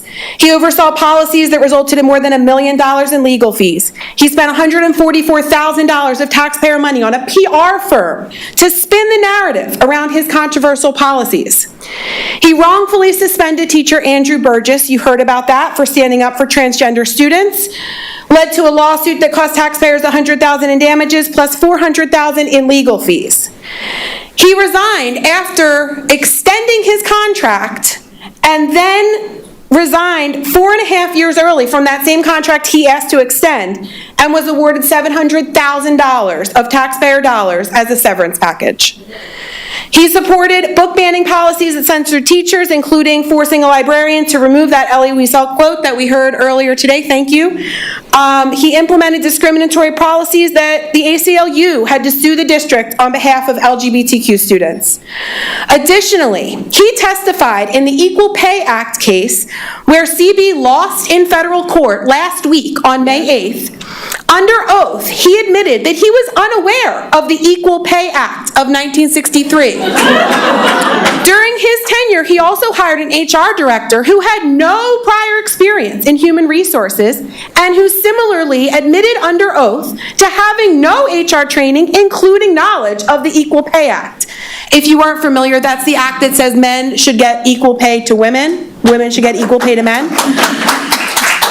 Even more troubling are allegations of misconduct during his leadership, including reports of inappropriate relationships with employees. Hopefully, he's not having any of those inappropriate relationships with any of you, and maybe that's why we're here today. I don't know. That was uncalled for. These actions, if true, speak to a lack of moral integrity and I'm sorry, your transparency. time is up. Thank you. Okay. Thank you.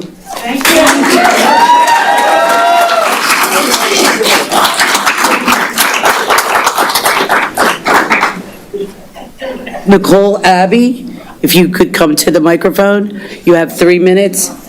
If you could just state your name and your township, please. Thank you.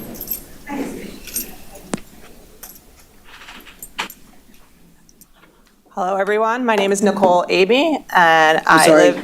I'm sorry, I pronounced it wrong. Oh, that's okay. A lot of people do. It's AB, like the first 2 letters of the alphabet. They started the clock over. Okay, thank you. Thank you for taking, thank you to the school board members, and thank you to all the community who's turned out on this issue. I'm here tonight because I'm deeply concerned about the direction of our school district. While I respect the involvement of all parents, my primary focus is and must be the quality of education for every child in our schools. Recent policy discussions and the superintendent's alignment with certain viewpoints raise significant educational concerns. We've seen proposals that threaten to restrict access to diverse books and to limit classroom discussions on critical topics. These actions can deprive our children of a comprehensive understanding of the world, hindering their ability to think critically and engage in meaningful dialogue. We must prioritize a curriculum that reflects the rich diversity of our society. Educators should be allowed to educate, not be forced to teach a political agenda. Furthermore, we must ensure that our schools are inclusive and welcoming for all students. Every child deserves to feel safe and respected, regardless of their background, identity, or beliefs. Proposals that marginalize or exclude certain student groups undermine the very foundation of our public education system. We are a community, and our schools must reflect that. Parents absolutely have the right to be involved in their children's education, but our public schools must serve all students. Therefore, I urge the school board to prioritize educational excellence and community inclusion above all else. Let's foster an environment of open dialogue and collaboration where all voices are heard and respected. Our children's future depends on it. Let's work together to ensure that every child in our district receives the high-quality education that they deserve. I have a daughter in the school district, and I would just like to say that some of the things that I have heard her come home and say, she's been in tears. And it's appalling, the language that kids are using, and it doesn't make any sense to me, the why. There's so much hate and division and just absolute nastiness. And it breaks my heart as a mother to see that people are being singled out because of the color of their skin, because they are gay, lesbian, transgender, because of the religion that they choose. Why? Why? And why would we want to welcome someone here who's only going to continue to encourage that? Encourage these kids to single out people who are already marginalized. Thank you. I see my time is up. Thank you for your consideration.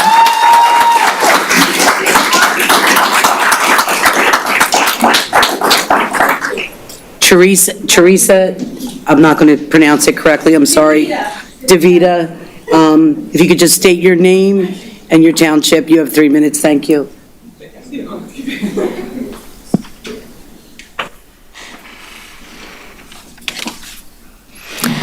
Good evening, my name is Teresa DeVita, I am a Warminster Township resident.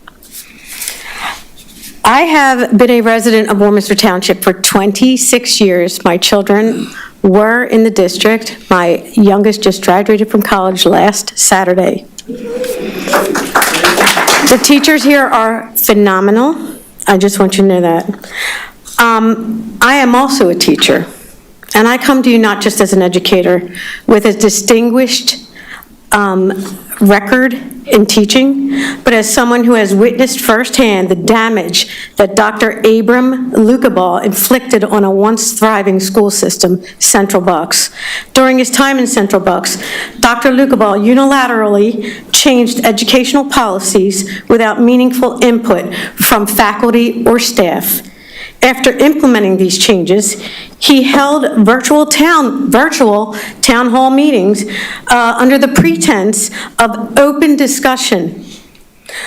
Yet, when one of my colleagues respectfully asked why such sweeping reforms were being made at the end of a pandemic, rather than allowing schools to stabilize, that teacher was reprimanded by the head principal at Dr. Lukabaugh's direction. Two other educators experienced similar consequences simply for asking him questions he did not like. Dr. Lukabaugh's kind of leadership does not build trust. It silences voices and undermines collaboration, which you are all asking us what we want. It divides people. You can see it already starting. I want to be clear, this is not about politics. While I'm a registered Republican, I urge everyone sitting on the board today to set aside your political agendas and when making such a critical decision for our children. This is about integrity. It's about the kind of leadership we entrust with our children's future. Case in point, Dr. Lukabaugh began his tenure in 2021 and attended in my building a meeting of the Gay Straight Alliance at one of our schools, where he promised these students that he would support them. But when the political winds shifted, so did he. Rather than standing firm in his values, he abandoned his previous statements and aligned with a board that was opposed to his stance. I question, what values does he actually have? He is quite frankly a chameleon, shifting his stance depending on who holds the power.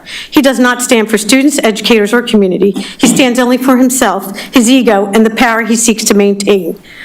In July of 2023, he convinced the school board to increase his salary by 40%. Bringing him to one of the highest in the Commonwealth of Pennsylvania. He made $315,000 to extend his contract for 5 years. Interestingly, his departure came 4 months. I'm sorry, your time is up. I'm sorry. Centennial, you have a choice. Make the right choice. Thank you.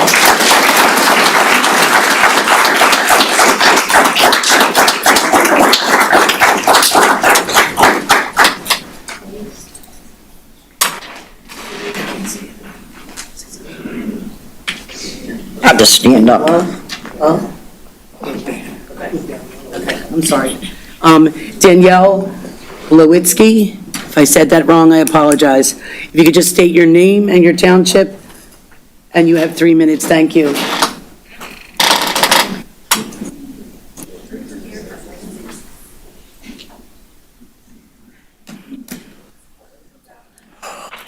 Good evening. My name is Daniela Blewitsky. I'm from Southampton. I'm a proud graduate of this district, and my husband is too. All three of our children have attended school here. One has already graduated, one is graduating this June, and one is special needs and is currently enrolled. Our family is deeply invested in this community. And I care deeply about the future of our schools. That's why I'm here tonight. Not as someone pushing any agenda, but as a parent and a taxpayer who wants to protect our district from a damaging mistake. The decision to hire Abram Lukabaugh is not just disappointing, it's deeply risky. During his time at Central Bucks, you've heard it all. He oversaw book bans, controversial staff restrictions, a federal civil rights investigation, and resigned with a $700,000 taxpayer-funded severance payout. It's all there. We can't afford that kind of fallout here. We don't have the luxury of a contract buyout if things go south. We owe it to our taxpayers and our students to be cautious and responsible. Our district already struggles with a reputation that falls behind some of our peer districts. We've worked hard to rebuild trust and improve outcomes. Bringing in a superintendent with a national track record of division and controversy risks undoing that progress. We can't afford this blemish on our record. This isn't about politics. It's about leadership, about responsibility, about choosing someone who will lead with stability, transparency, and vision, not someone whose past raises this many red flags. Hiring Dr. Lucabaugh will not bring our community together. This is clear here. It will not. It will deepen existing divides. We need a leader who can help us heal, rebuild trust, and unify, not someone whose track record suggests more conflict and controversy ahead. Is this what we want Centennial to become known for? Really? Please do not move forward with this hire. Reopen the search. Bring in voices from the community and take the time, even if you have to do another search, to choose a leader who reflects the best of who we are and who we can be. Thank you. Thank you.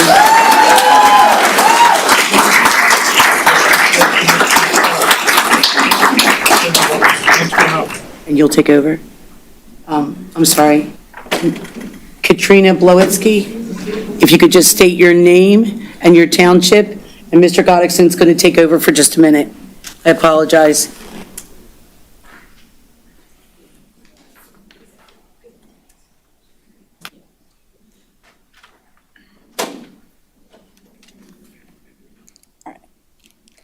Hi, my name is Katie Blowitsky. I'm from Southampton, Pennsylvania. I graduated from William Tennant in 2022, and I'm currently studying music education at Westminster Choir College at Rider University. I also have two siblings, one who is graduating next month, and the other who is currently a 4th grade student at Davis Elementary and is involved in the special education program. I'm here as a concerned and active member of this community, as a future educator, and as a taxpayer in this district, to ask you that you reconsider your nomination of Dr. Abram Lucabaugh for Superintendent of Centennial School District. During Dr. Lucabaugh's time as superintendent for Central Bucks, he was subject to criticism at the national level for book bans and policies that alienated particular student groups. His actions cost taxpayers $144,000 for a public relations firm, $100,000 to settle a wrongful termination lawsuit, and $700,000 for his severance package. Hiring Dr. Lucabaugh would likely cause strife for Centennial School District's diverse student body. This could lead to a lack of engagement in curriculum, lower test scores, and a lower graduation rate. Additionally, this could open Centennial School District to the same national scrutiny and legal issues that Central Bucks experienced. Is Centennial School District prepared to handle the fallout that this hiring could cause? Is Centennial School District okay with making this district's hardworking taxpayers pay for their mistake? As a recent student of William Tennant, I have many peers that went to school in Central Bucks during Dr. Lucabaugh's tenure as superintendent. They all spoke about Dr. Lucabaugh's leadership of their district with shame and embarrassment. They felt he didn't represent the values or interests of their community, and he won't represent the values and interests of ours either. I implore you not to hire Dr. Lucabaugh as Centennial School District's next superintendent. Listen to the community and search for a candidate that this community can be proud of. Thank you.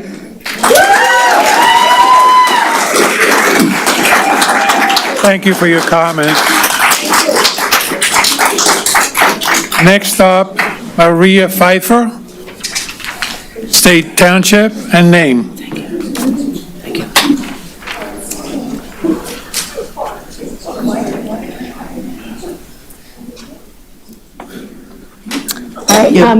I'm sorry, you have 3 minutes. Thank you. Thank you. Good evening. My name is Maria Pfeiffer. I'm currently a stay-at-home parent, and I'm also a master's plus educated level teacher. My husband and I are both William Tennant graduates, and we have purposely and proudly chosen to raise our 3 children in this district. I'm here tonight to express my deep concern and disappointment over the board's handling of the superintendent selection process and to advocate for our children, our staff, and our teachers. I'm respectfully pleading with you to please not vote this person for hire in our district. My objection to the selection of Dr. Lukeball is rooted not only in the troubling national and local headlines surrounding his previous role in Central Bucks, but also to my personal connection as my nieces and nephews were enrolled there during his controversial and chaotic tenure. There are several key issues I'm struggling to understand, and I hope the board will provide clear answers either tonight or in a formal statement.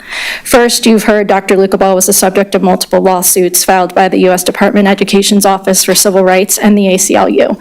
These involved allegations of wrongful discrimination against students and the unlawful suspension of a teacher. Combined with his contract buyout, these actions cost his former district nearly $2 million. So my question is, what safeguards does this board plan to put in place to protect our district from the same financial burden? Second, there was an overwhelming outcry from students, families, staff, and community members in Central Bucks to oppose the policies passed under Dr. Lukeball's leadership, especially Policy 321, a so-called classroom neutrality rule, and a book censorship policy. Though framed as measures to protect students, these policies disproportionately harmed LGBTQ+ students, targeted marginalized authors, and undermined the expertise and autonomy of district librarians and teachers. So beyond the financial risks, is this board truly willing to risk student rights and safety, educational quality, and staff morale? Third, what qualifications or unique strengths does Dr. Lukeball possess that in your eyes justify overlooking this well-documented and troubling record? Finally, why was a public meet and greet scheduled before the board has even taken a vote? That sends a clear message that community input is not truly valued. It's hard to believe this is a transparent, good faith process when the outcome appears predetermined. I want to acknowledge that morality and leadership priorities are subjective. Some of you might fully support Dr. Lukeball's action in his former district, and that's why you want him here. We each have the freedom to have our own opinions and to act accordingly. So if you plan to move forward with this appointment of Dr. Lukeball, I want to take a moment to urge our community to show up at the polls. 4 school board seats are at stake, along with the future of our children, our community, and the integrity of our district. And I also want to take the last couple seconds for a happy belated teacher appreciation to Miss Molly Leahy in the back of the room. She was my English teacher for all 5 English courses that I took at Tennant, and truly single-handedly the reason why I was able to craft this statement tonight. So it's educators like her that I want to make sure get the appreciation. Thank you.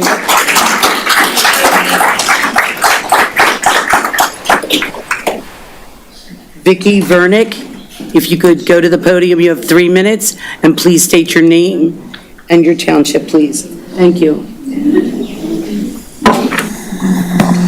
Okay.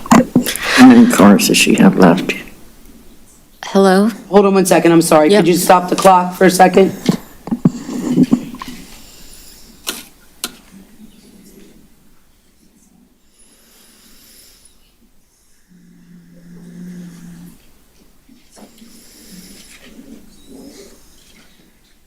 Mrs. Lynch, 13. 13? Yes. Okay, that's good. Thank you. Thank you. I'm sorry, go ahead, I'm sorry. Okay. Can you hear me? Yes. All right. So my name's Vicki Vernick, and I live in Southampton, and I have lived here all my life. I have 4 kids that have gone through Centennial School District, and my 4th child will be promoted from Klinger to William Tennant this year, June 4th. So I think what's ironic is that the books that were being banned at CB East, my oldest son was actually reading here at William Tennant when he was here. And he, I would say to him, Max, why is it being banned? And the one book he showed me had this little teeny tiny picture of what was supposed to be a naked woman that you could barely see. And I just thought that was crazy that, 10 minutes up the road, the book was being banned and he was reading it. And my oldest son, Max, is on the spectrum, but he loves English. He actually excels in it. And it was here at William Tennant that he read, probably hundreds of books. So, I think that says a lot about Tennant and the opportunities that he was given in the English program. So you discussed a survey that went out that was used to pick the new superintendent. And I think that survey and the question was really driven around good qualities and characteristics that you want from a person. I don't think there was any question on there that said hey, do you want a bigot? Or hey, do you want a book burner? Let's be real about what that survey was about. So I think a lot of what I wrote here has already been said, but I just want to call out that, I think the superintendent process that you talked about and how there's a process for meetings and all that stuff, but I think I'm just amazed at your reaction today that you didn't prepare for the amount of people that would show up. So I think that's probably reflective of maybe the process that you used to pick the superintendent. It just seems like there's maybe a lack of transparency and a lack of organization. And I'll also say that I have spent over 18 years fighting with this district. You've probably recognized my name because I've emailed every single one of you. I've spent 18 years fighting with you to get services for my children for their disabilities. And I have one left. And I will say this. It's going to get harder and harder, and the fight will get stronger if you bring this man here. Thank you for your comment.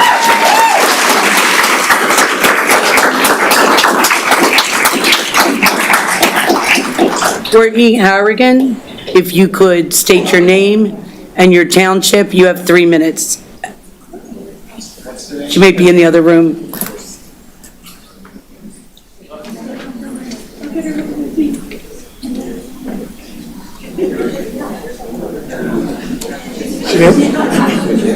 Okay. Okay.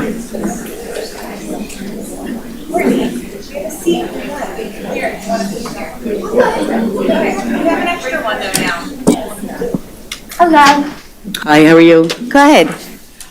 If you could just state your name. Sure. And your township, and you have 3 minutes. Thank you. My name's Courtney Harrigan. I'm a mother of 4 children here in Southampton, Region 1. I'm also a nurse practitioner who take care of many families here in the district.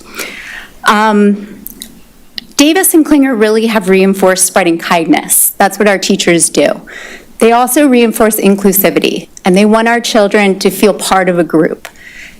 Unfortunately, the superintendent that you are choosing is not kind. He's not inclusive, and he does not want our children to be celebrated. He wants them separated. He wants them to be pushed down. He is not a good human, and he should not be superintendent. Prior people have made plenty of claims on what had happened at Central Bucks, speaking much better than me. So I agree with all of the things that were said earlier. But I guess I wonder why we feel that Central Bucks's throwaway is good enough for our kids. Why it's good enough for our teachers. I work with many people and have been part of many hiring. And when someone doesn't fit, we don't stop looking. We keep looking. We keep trying to find the right fit. We don't settle, especially when we're talking about our children. We don't settle for mediocrity. We're better than that. Our community is better than that. Now, I know one of those people had said something about a doctorate, and he was one of the few people that had a doctorate. I have a doctorate. It just means I was better at writing papers. It does not mean I'm better than another nurse practitioner. So when you're looking for an educator that has a doctorate versus an educator who doesn't, experience means more. Their degree does not mean they're a better pick. I feel confident saying that because I have worked with plenty of nurse practitioners that do not have doctorates who are much better than me. And I've worked with many doctors who have medical degrees who are not as good as I am. So, in conclusion, I want what's good for my 4 children. I want what's good for their friends, and I want what's good for the people that are teaching my kids. My community deserves better than this. Please, listen to what we are saying.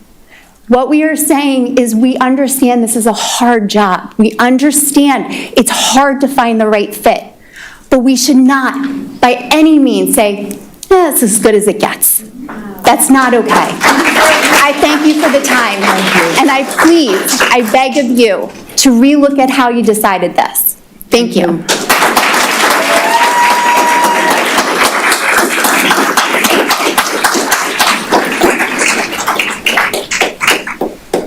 I'm not going to say your name correctly, I'm sure. Jennifer Cano, if you could just state your name and your township, and you have 3 minutes. Okay.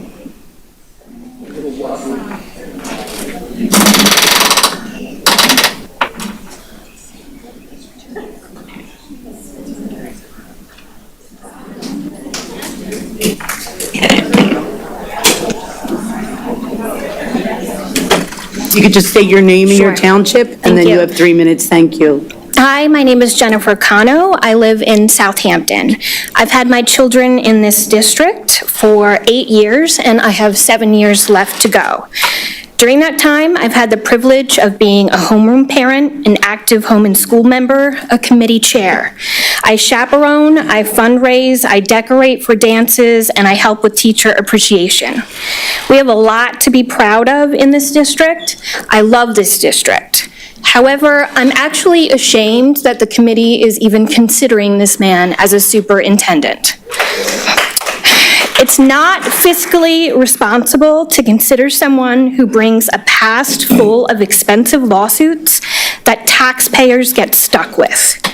We rightfully approved funding to send tenant FBLA members to a national conference earlier this evening.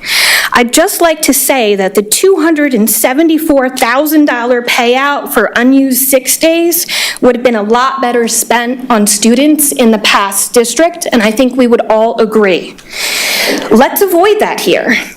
In case the board is unaware, there's also a local petition on change.org with over 500 more local signatures on it opposing this potential superintendent. So if you care to hear from more people than showed up tonight, please consider that. Thank you all for your time, and I'd like to tell everyone, please make sure you vote twice a year, every year. Thank you.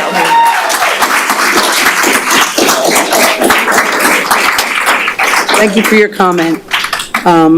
Erin Heiser Brown, if you could come to the podium, just state your name and your township. You have 3 minutes. Thank you. These are over there, so we're grabbing. Excuse me, Mr. Burns? Next door. Sure. Who's on deck? Who's on deck? You know, yeah. Who's next after that Who's the next one in line so we can kind of move, get them ready so that they're not waiting. You want to do that? Melissa Huber. Hi, my name is Erin Heiser Brown, and I have a student. I live in Warminster District, and we've been here for over almost 10 years. And I have a student in this district as well. My concern is basically what everybody else has been talking about tonight. I really would like you guys to consider somebody else. I would be afraid that teachers that are good, they're going to want to go somewhere else. You're going to lose people. I mean, I really appreciate the superintendent we've had. We haven't had any problems. I don't understand why we're going in this direction.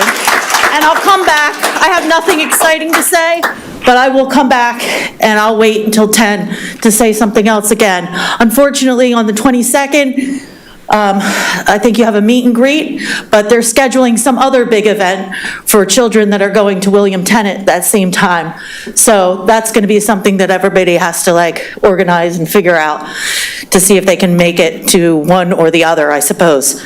So please consider somebody else. That's all I'm here for. Thanks. Thank you.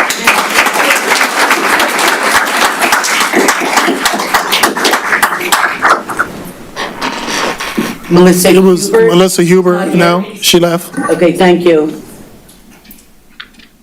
Okay.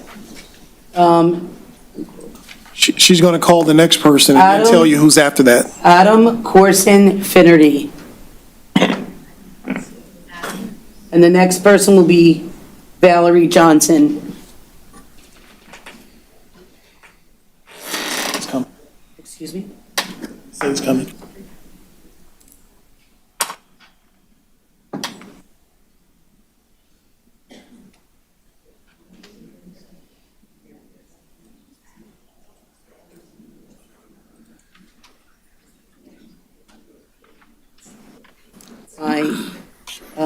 If you could just state your name and your township, you have 3 minutes, sir. Sure. Thank you. Adam Corson Finnerty, and I live in Upper Southampton.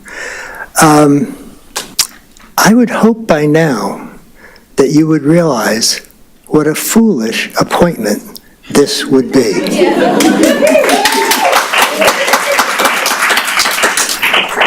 In particular, Mrs. Brancato, you have been driving this train. You have been pushing this guy. And what I want, and Mr. Goddardson, you also have spoken out in favor of him, high score. I'd like to know, what was the score for intolerance? What was the score for censorship? What was the score for lawsuits? What was the score for pricey payoff to go away? What was the score? Did you count that?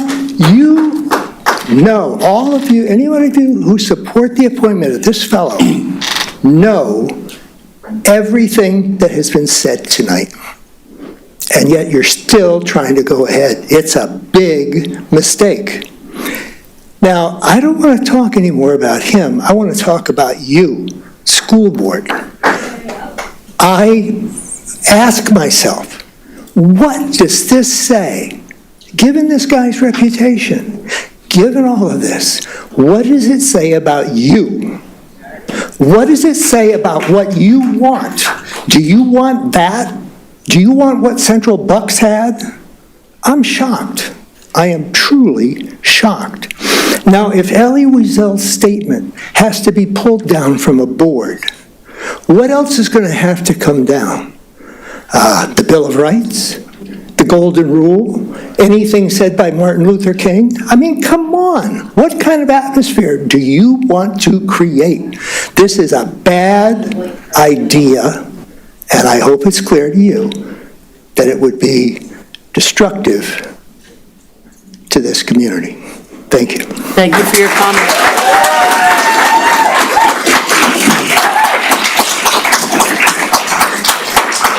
Valerie Johnson, if you could just state your name and your township, you have 3 minutes, thank you. Excuse me for 1 second before you start. Go ahead. Edmund Chaldro, you're going to be next. You'll be next. Yeah. Thank you. I'm sorry, go ahead, I'm sorry. Hi, I'm Valerie Johnson. I'm from Southampton. I have 3 children in the school district. I just would like to take a moment to extend my gratitude to the board for their exceptional choice in selecting Dr. Lukebal as a candidate for superintendent of our school district. His unwavering commitment to the parents of the districts he has served is evident in his steadfast support for the decisions made by school board members. Our district greatly needs a balanced budget, and Dr. Lukebal has proven his ability. Do I get any more time left? To maintain fiscal responsibility. He approaches policy with common sense while also valuing open dialogue, frequently engaging with teachers and students to truly understand the perspectives. He will meet with teachers and students privately and parents along with their students. He engages with teachers and students, truly understands perspective. Dr. Lukebal exemplifies integrity and possesses a strong moral compass. Please let her speak. Can you pause that real quick? I have to say one thing. Hold on. I would agree. Sat there just like everybody else. I would agree. Respectful, so. Yeah, but we have to let everyone speak. You have to respect her time at the That's why I had podium. to pause it. If you all would just let her finish, everyone has 3 minutes. Is that, please? Thank you. The same kindness that you are demanding for your children is the thing that you are not doing in this room. I would never encourage my children to laugh and heckle at someone that they disagreed with. You should all be ashamed of yourselves.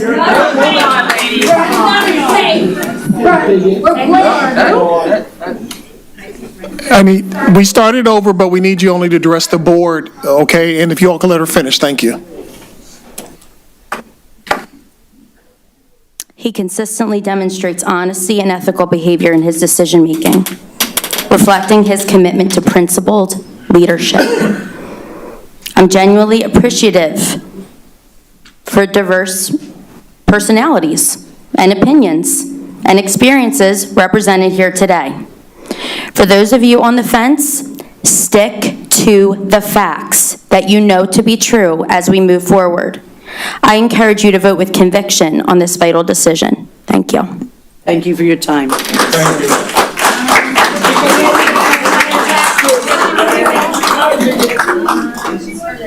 Edmund Chadro, if you could just, excuse me.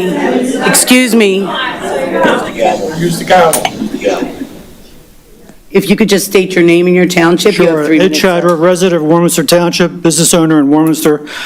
My 2 brothers and I grew up in Warminster and graduated from William Tennant, along with our kids. In addition, one of my grandsons will probably be enrolling in the school district this year. I want to thank the board because you got a very hard job to do, filtering all the noise to make an informed decision so that our children get an education as they continue in their lives, either higher education, armed forces, trade, or workforce. There are things like politics and conflicting personal ideologies only inhibit that function and are a detriment to the learning experience. I believe that Dr. Abe would be a fine superintendent with his decades of experience and knowledge of the grants, funding, and fiscal responsibility. Thank you. Thank you for your time.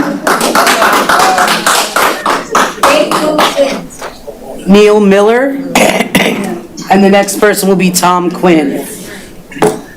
Your business taxes are gonna raise too when we have to pay for litigation. What's the name of your company so we can all pick at it? That's not right. Please be respectful. Everybody has the right to speak if they choose to. Mr. Miller? Just please state your name and your township, and you have 3 minutes. Thank you. Thank you. Good evening. My name is Neil Miller. I've been a proud Warminster resident for 27 years. Both of my children went through the Centennial system. One just completed his junior year at American University. The other is about to begin medical school this fall. Centennial served them well. I no longer have children in the district, but I remain deeply invested. I want today's students to have every opportunity that mine had and more. Board Member Brancato has talked about the point system used to evaluate superintendent candidates. That raises an important question. Did that system account for each candidate's potential liability to the district? Mr. Lukebau's prior district spent over $1 million defending decisions made under his leadership. Legal battles, PR contracts, severance payouts. These aren't hypotheticals. They are part of the public record. And somehow, he scored the highest. Qualifications alone cannot be the only measure. Professor Ted Kaczynski, he had advanced degrees from Harvard and Michigan. He wrote an award-winning dissertation in mathematics on paper. He was brilliantly qualified, but as my extreme example illustrates, credentials without critical judgment is dangerous. We are facing a moment when every dollar counts, when public education is under pressure from budget cuts, rising costs, and increasing student needs. Choosing a leader with a track record of costly, avoidable controversies is not just short-sighted, It's a risk our district cannot afford.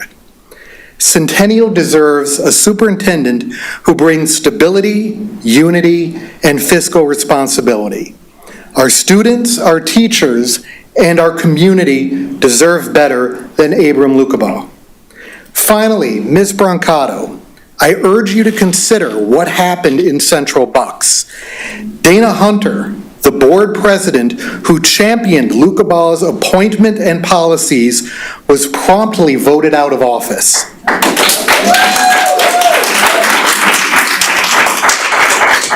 That community made its judgment clear. So even if you feel totally unmoved by the concerns of your own constituents, I ask you to look to Dana Hunter's example.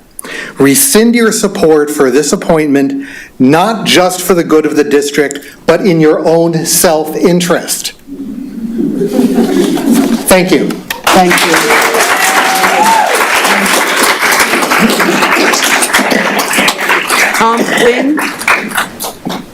Tom Quinn, if you could just state your name and your township, and you have 3 minutes, sir. Thank you. Hey, everybody. I'm Tom Quinn. I live in Warminster, Region 3. I used to work at Tennant. I have 2 kids in the district. My wife volunteers quite often. I love this district. And we thought when we first got here, we were going to try and move. We were worried about rankings a little bit, but we knew the teachers. And that has continued. Every year, my son cries on the last day of school. I think it's weird. I was like, who does that? But every year, because he loves that teacher so much that he doesn't want to lose them. And we go to events, we see every kid raised up, right? Not just a safe space, but the space for them to be their best self. And I think we want that for every kid. What's sad tonight is not hearing everything about Central Bucks, but to know that you knew all of this already. And you did this behind closed doors. And you wanted this. You wanted this. Central Bucks went from being 14th in the state to 3 years later being 40th. Okay? May 20th, we vote. All right? We need different leadership. This was done behind closed doors with all these facts very present. There's a full TV series being made about Central Bucks. Barry Levinson got in there, made a full series because it was so divided. I don't want that on my property value, for one, but we don't want that for our community. It takes a village, and a village can't be broken to do this thing, right? Okay, so May 20th, bring people out. We need to change this to make a different choice going forward.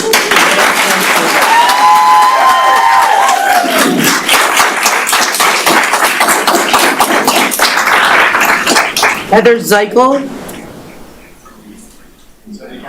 Heather Zeichel. And the person after that will be Bart DeCourt.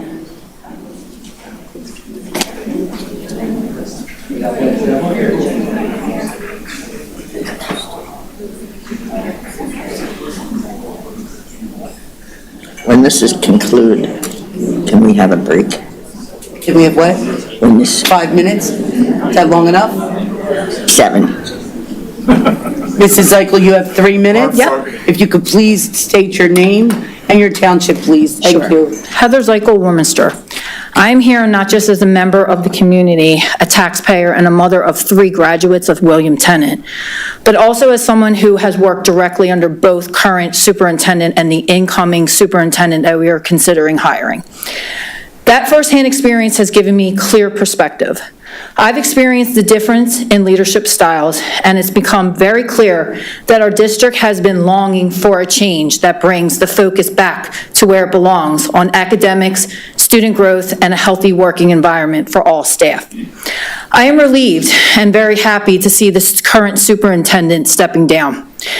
Many current and former employees have experienced a toxic environment at Centennial School District under Dr. Bedden's leadership, one defined by control, disrespect, and a leadership style that was more about ego than collaboration. And it was truly taken a toll on staff, on students, and on the spirit of our school district. Our current superintendent leadership was toxic, controlling, and deeply micromanaged. He created a work environment that left many staff feeling devalued, disrespected, and defeated, and mainly did not value any employee's civil rights. For me personally, his leadership was the main reason why I left my job at Centennial after 10 years of service and the community that I loved. On the other hand, I've also worked under the superintendent that we are considering hiring, and I support him.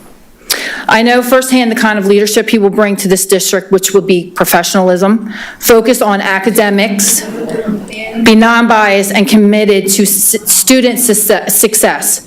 As an employee under his leadership, I never experienced disrespect or lack of support as an employee.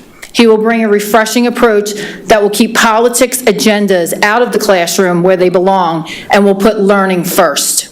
I understand some people have voiced strong opposition to his hiring, but as I said, I've worked for both, so I feel important to speak from experience and assure you that he is the kind of leadership that this district needs, putting education first. Our school district should be a place where students are challenged intellectually, supported, and prepared for the real world, not distracted by dividing politics or agenda that do not serve their education. Again, students first, education first. Thank you. I hope you support this next step to move this district in a better, more focused direction. And for once, put every student, including people that oppose, all students first. Thank you.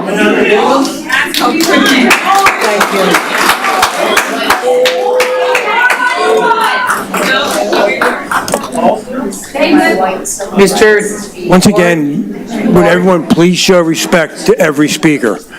Every speaker deserves respect. Could you please just state? When the last person just lectured us and then called him a superintendent, that's not respectful. Okay. Please be respectful. Mr. DeCourt is going to speak. Please just state your name and township, please, and you have 3 minutes, sir. Thank you. Good evening. My name is Bart DeCourt, and I'm a resident of Upper Southampton. I'm here to express my concern about the board's intention to appoint Dr. Lukebouw as Centennial's next superintendent. I'm the father of 5 children who have attended Centennial, 2 in fact who celebrate birthdays today. And our youngest son is in 7th grade at Klinger. We have been a part of the Centennial family for over 25 years. But in those 25 years, we have never witnessed the board selecting a candidate for superintendent with such a disturbing track record. The leadership record of Dr. Lukebouw at Central Bucks is well known, I'm stating the obvious here, to everybody here in this room, and includes a history of polarization, discrimination, and censorship. 4 of our 5 children are now adults. And while my wife and I are proud of our children's academic achievements, in large part thanks to Centennial, we are even more pleased with how they have become respectful and tolerant adults who recognize the value in every human being, independent of political or sexual orientation or religious beliefs. We are very appreciative of the Centennial teachers, staff, and administrators for having created an environment that supports those same values. The prospect of our school being led by a superintendent who has a history of fanning the flames of division is deeply alarming to us. The last thing we want is to see at Centennial that the culture war that has proven so divisive all over this country is now being allowed to penetrate our own school. I'm very grateful for your service to our community and our children. Please remember that with the appointment of a superintendent, you and your fellow board members set the tone for the environment our children will be educated in. I sincerely hope you will select a candidate who is committed to the values of inclusion and tolerance. Thank you. Thank you for your time.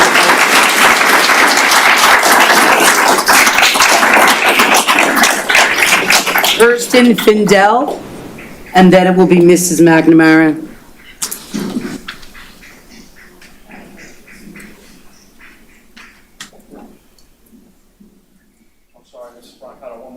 Kirsten, I'm sorry, hold on 1 second. Kirsten Findell, and then Catherine McNamara.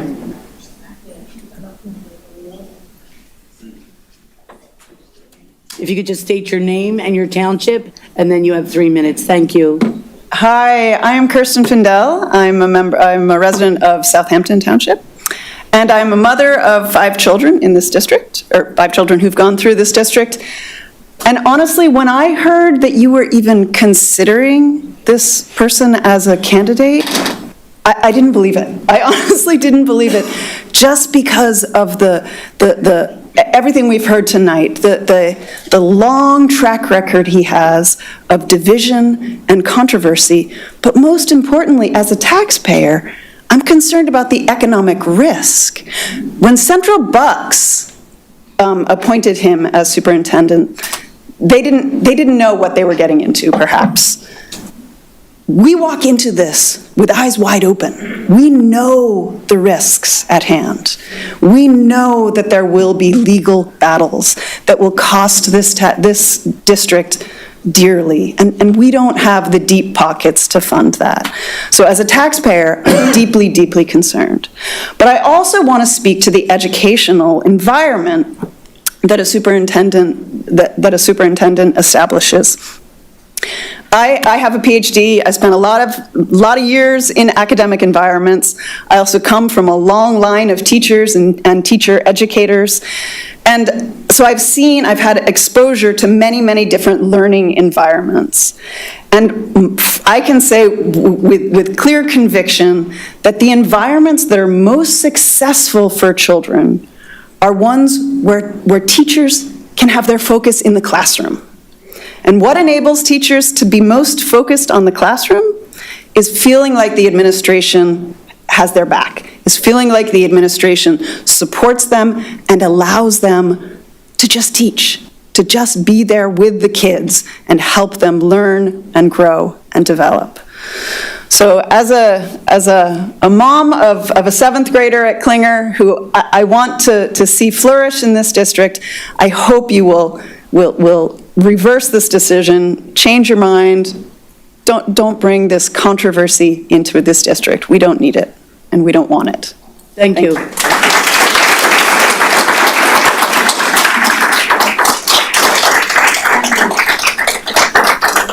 Mrs. McNamara, if you could just state your name and your township, and you have 3 minutes. Thank you.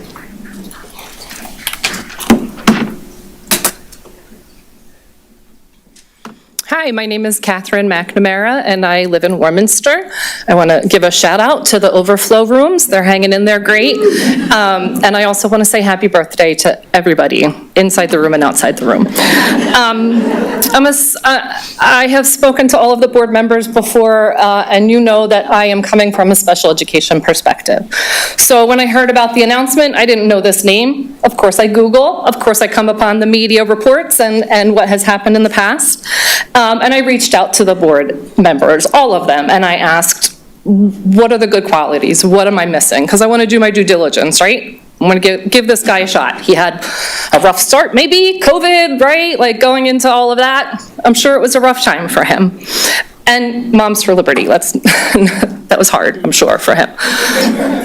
Anyway, the feedback I got from the board was that he had a great interview. And trust me, they said, like, if you could have seen he was well prepared, so much better prepared than everybody else.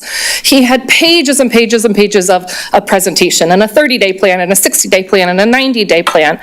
And he just scored over the top. And he is genuine and he wants to bring his best to Centennial. Well, I'm going to call that a snake oil salesman.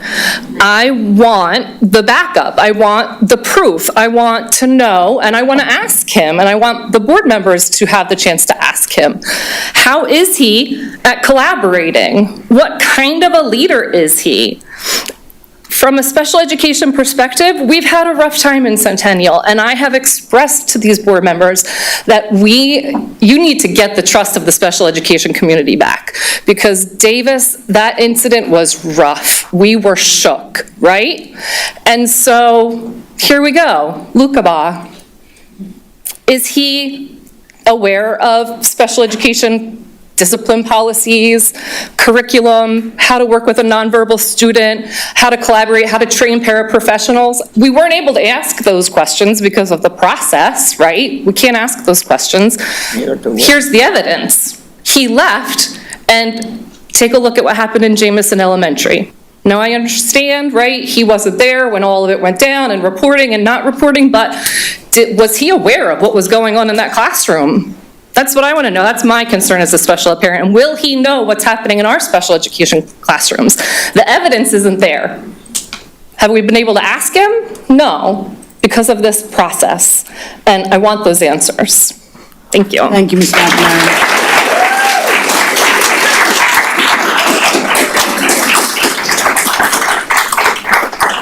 We are going to take a 7-minute break requested by Mrs. Litch, and then we will be back. Thank you. She said 7 minutes. Yes, that was the last comment that was turned in. Excuse me? Excuse me? Yeah. Well, I have to do it again.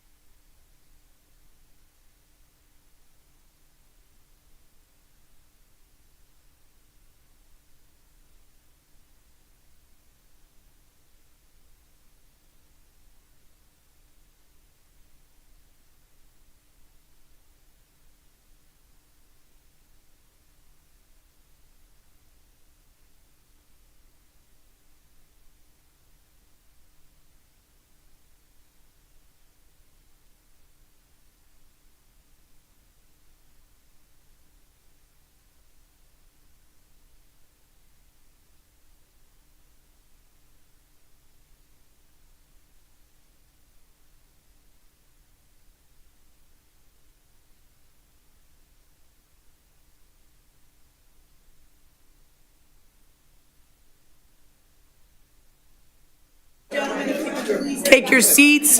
We're going to get started as soon as Mrs. Lynch comes back in. How are you?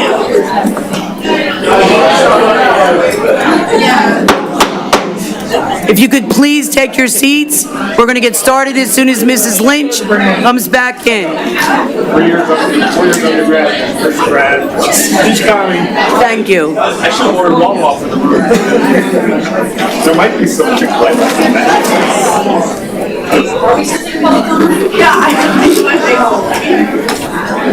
Are you still taking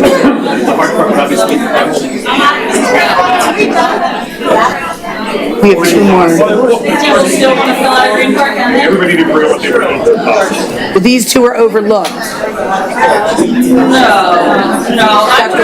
That's what they said, but we don't think it's true, but that's what they said. I know, she held it the whole time. Okay. Would you like to turn that in? Sure.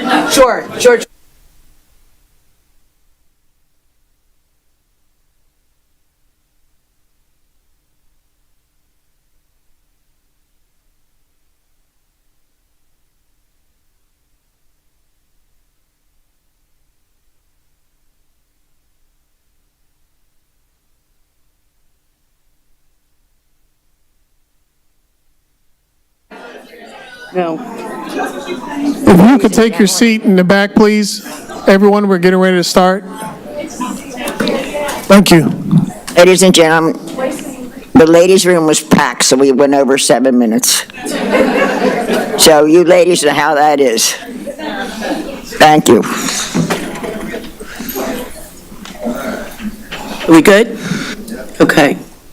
The next person to speak, I might say this name wrong. Rid Johnson? Is that close? Rich. Sorry, Rich.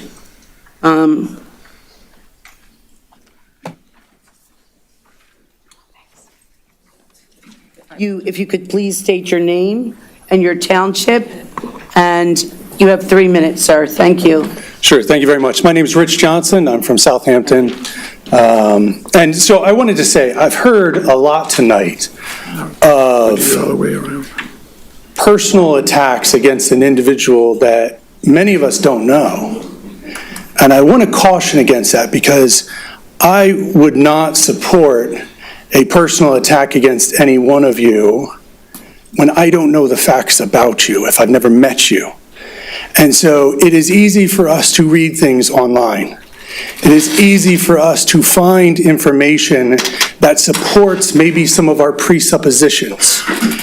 And to call any individual who we have not personally interacted with immoral, morally bankrupt, a bad person, is ill-advised. And if somebody came to me and accused you of such things, I would say the same thing to them. That unless they had sat down and had a conversation with you, they should not be spewing that to other people.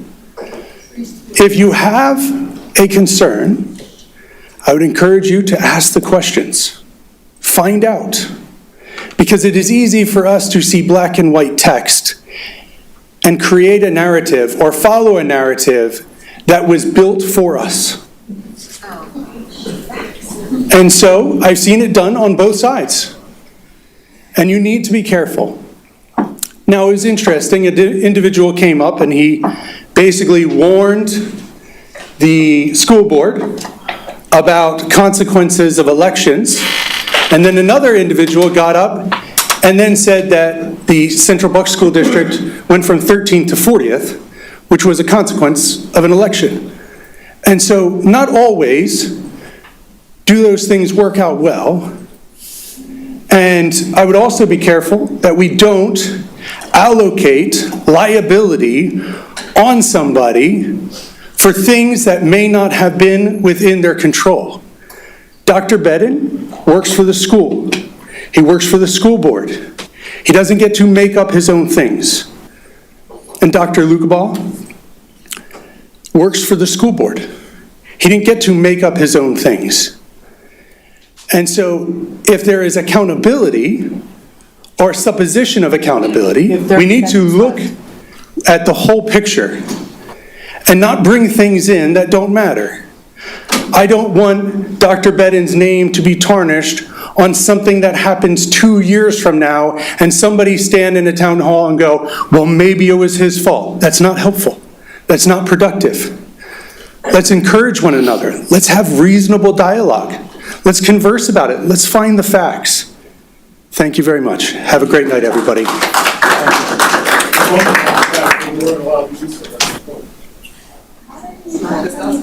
Excuse me. Leah McShane? I might be saying the wrong name. Oh my goodness, it's a little girl.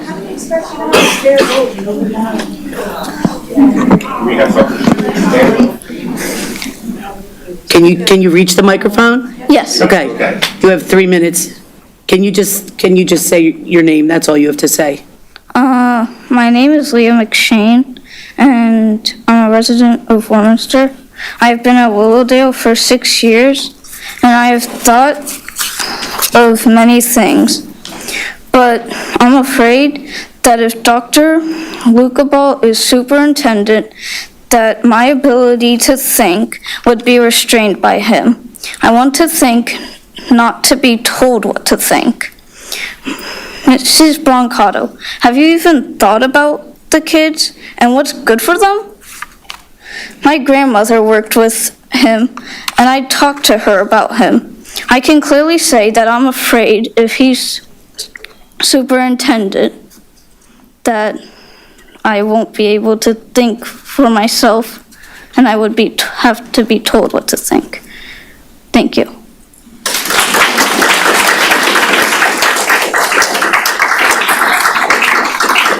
Thank you for your comment.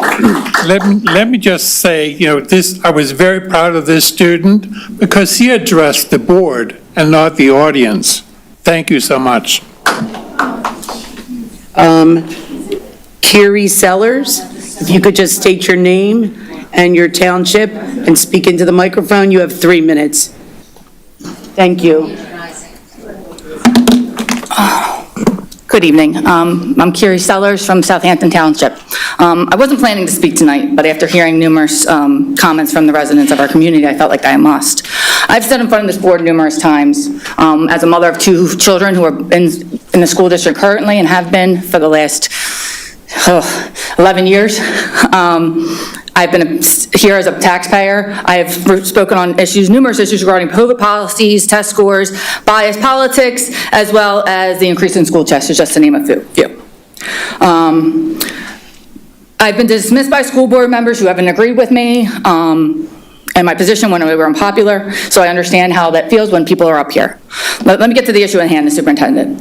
I don't know anything about Dr. Lucamball or any of the other candidates that were considered. All I know is the rumors that have been circulating. And as an investigator and public servant for over 20 years, I have learned in that time that the truth always lies somewhere in the middle. So I won't speak to who is qualified and who isn't for this position. But what I want is the best candidate for this job. I want somebody who puts my children and every child in the school district first. I want their education first and not their personal political policies that we've seen numerous times over the years.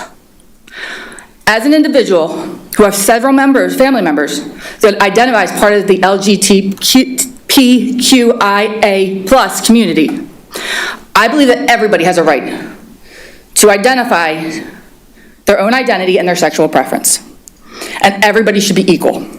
However, I do not believe that one marginalized group should be more equal than another.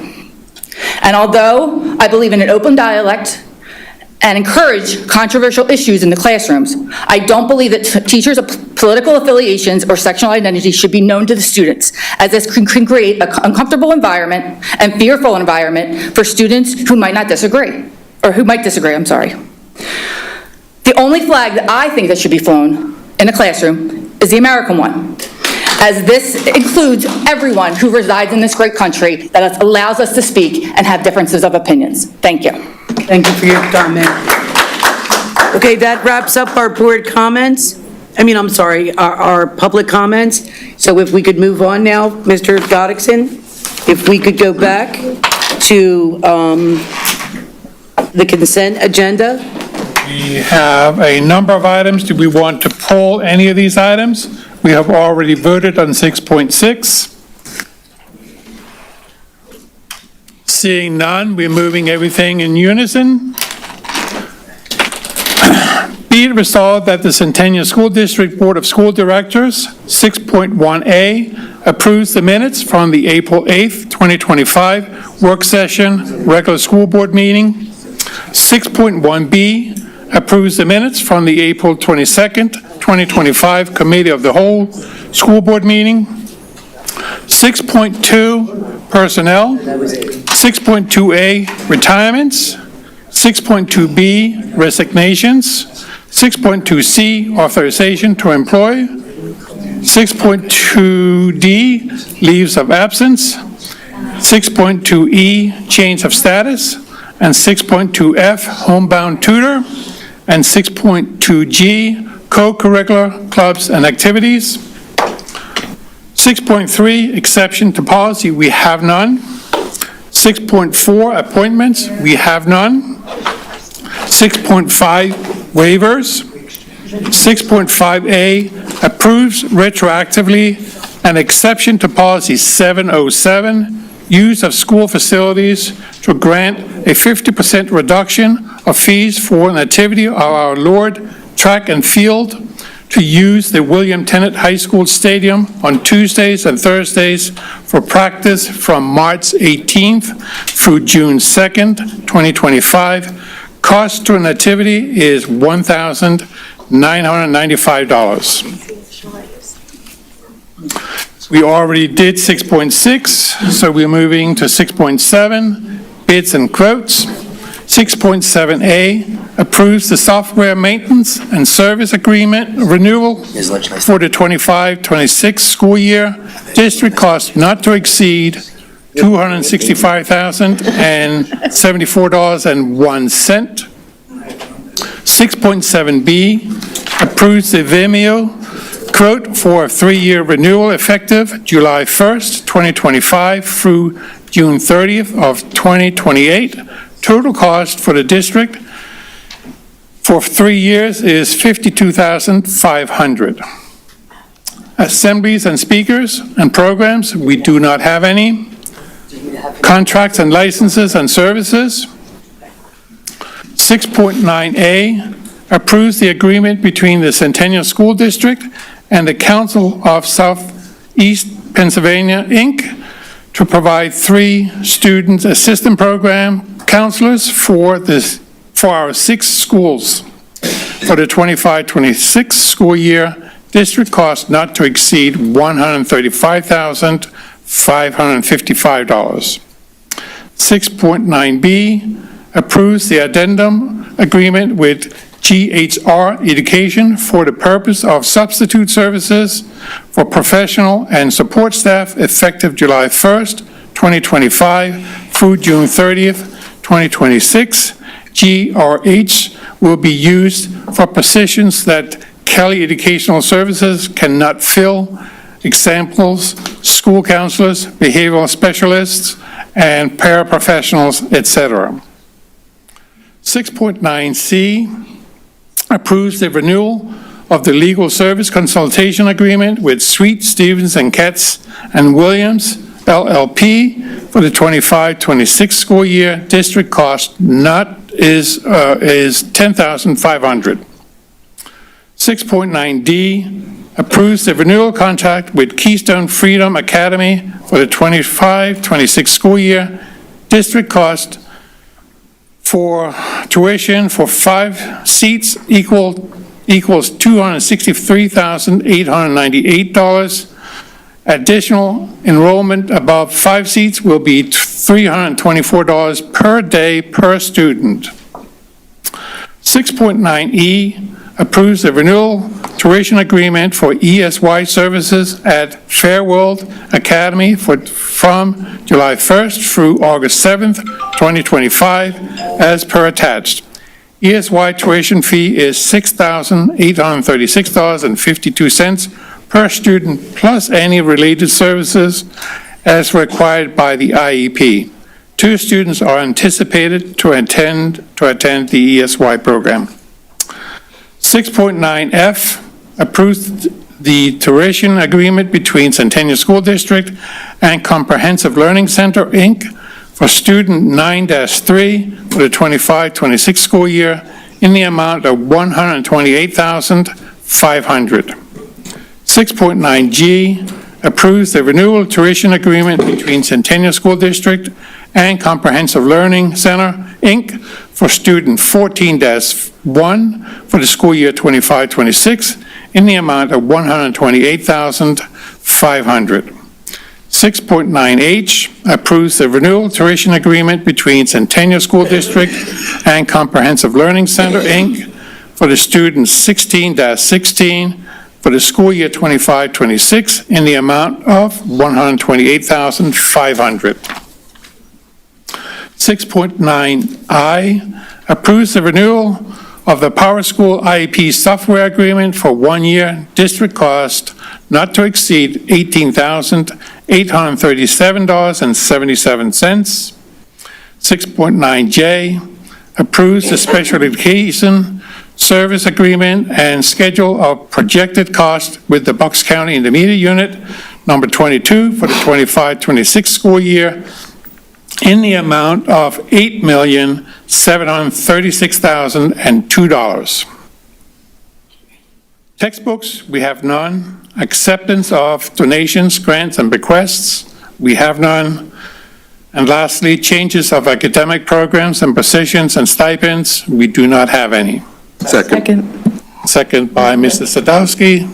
That works. Any conversation? Say the right side of the room. Ms. Are you good? We were checking because the resident was there. Oh, yeah, I don't know if he's still here. He left, yeah. We're okay. Okay. We're okay, thank you. And the only other thing, Mr. Goldixon, on 6.9D, to make sure you're aware, that is a shift that required how that program does business. It is a significantly more upfront investment, but we had no choice because not buying the seats up front actually cost us more now. There was a 10% discount if we paid. So, but it is a significant upfront cost. We, the student services team knows that we at least use always 5 seats. So but it is a significant hit upfront on the budget, but it will cost us more later if we didn't. So just want to make sure you understood that. Got that part. Yeah, okay, thanks. Any further discussion? Seeing none, all in favor? Aye. Any opposed? Any abstentions? Passes 8-0. Moving on to new business. There are 4 items. Can we move them? Well, we can't move them all together. I guess we're going to have to take them one at a time.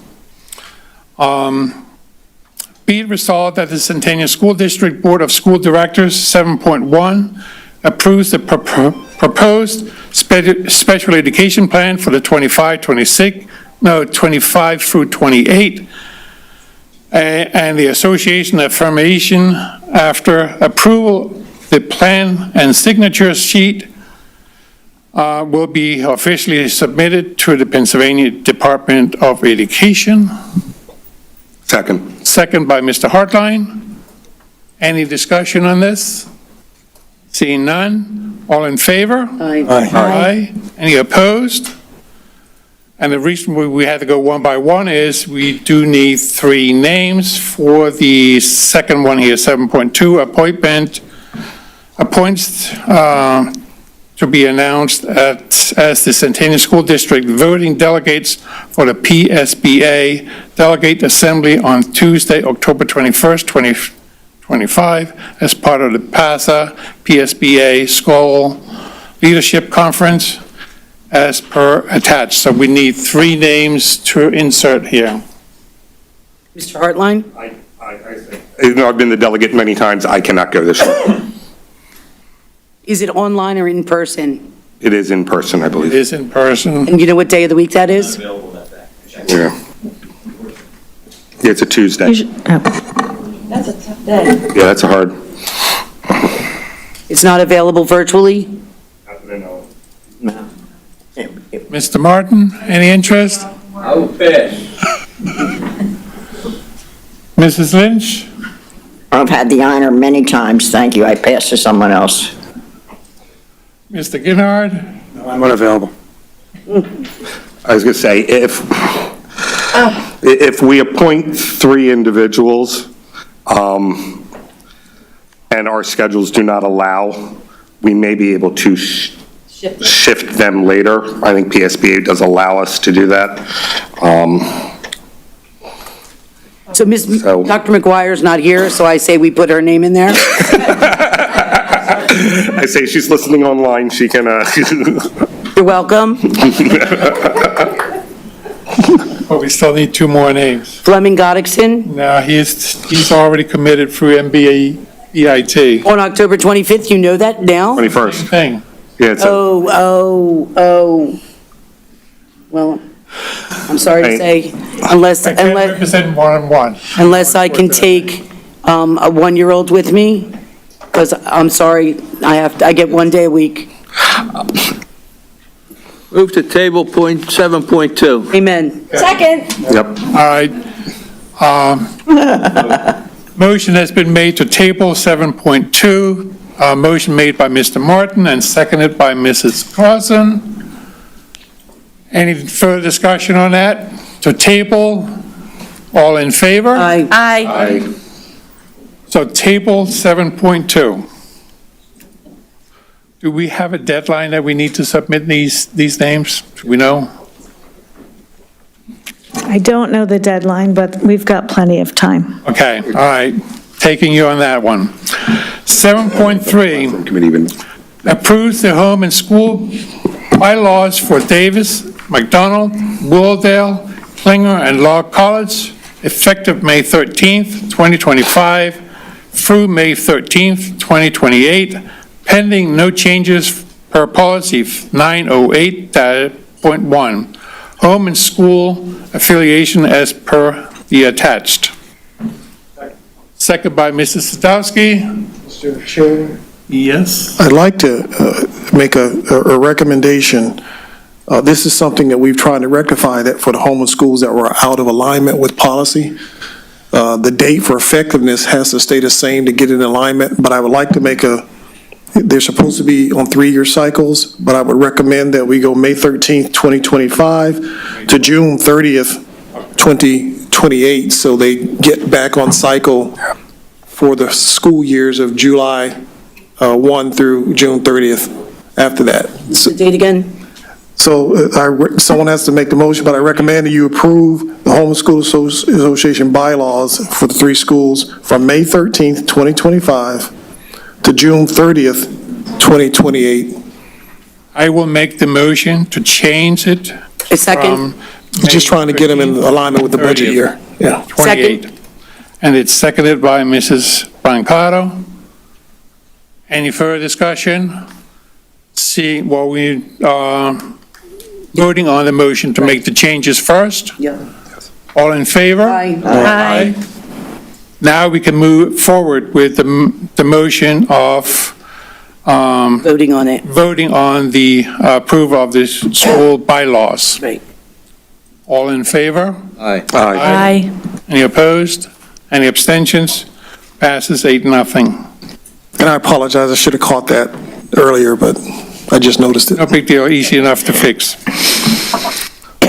Last one, 7.4, approves the request for the Centennial School District and the Bucks County Intermediate Unit to enter into a use of funds agreement for the implementation of Individual with Disability Education Act, Part B, IDEA, award for the 25-26 school year, no cost to the district. Second. Second by Mr. Gennard. Any discussion? Seeing none, all in favor? Aye. Aye. Any opposed? Any abstentions? Passes 8-0.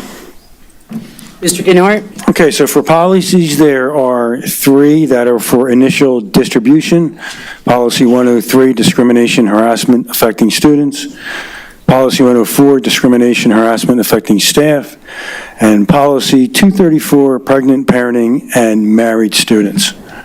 Moving on to approval, and adoption of policies. There are two. Does anybody want anything pulled?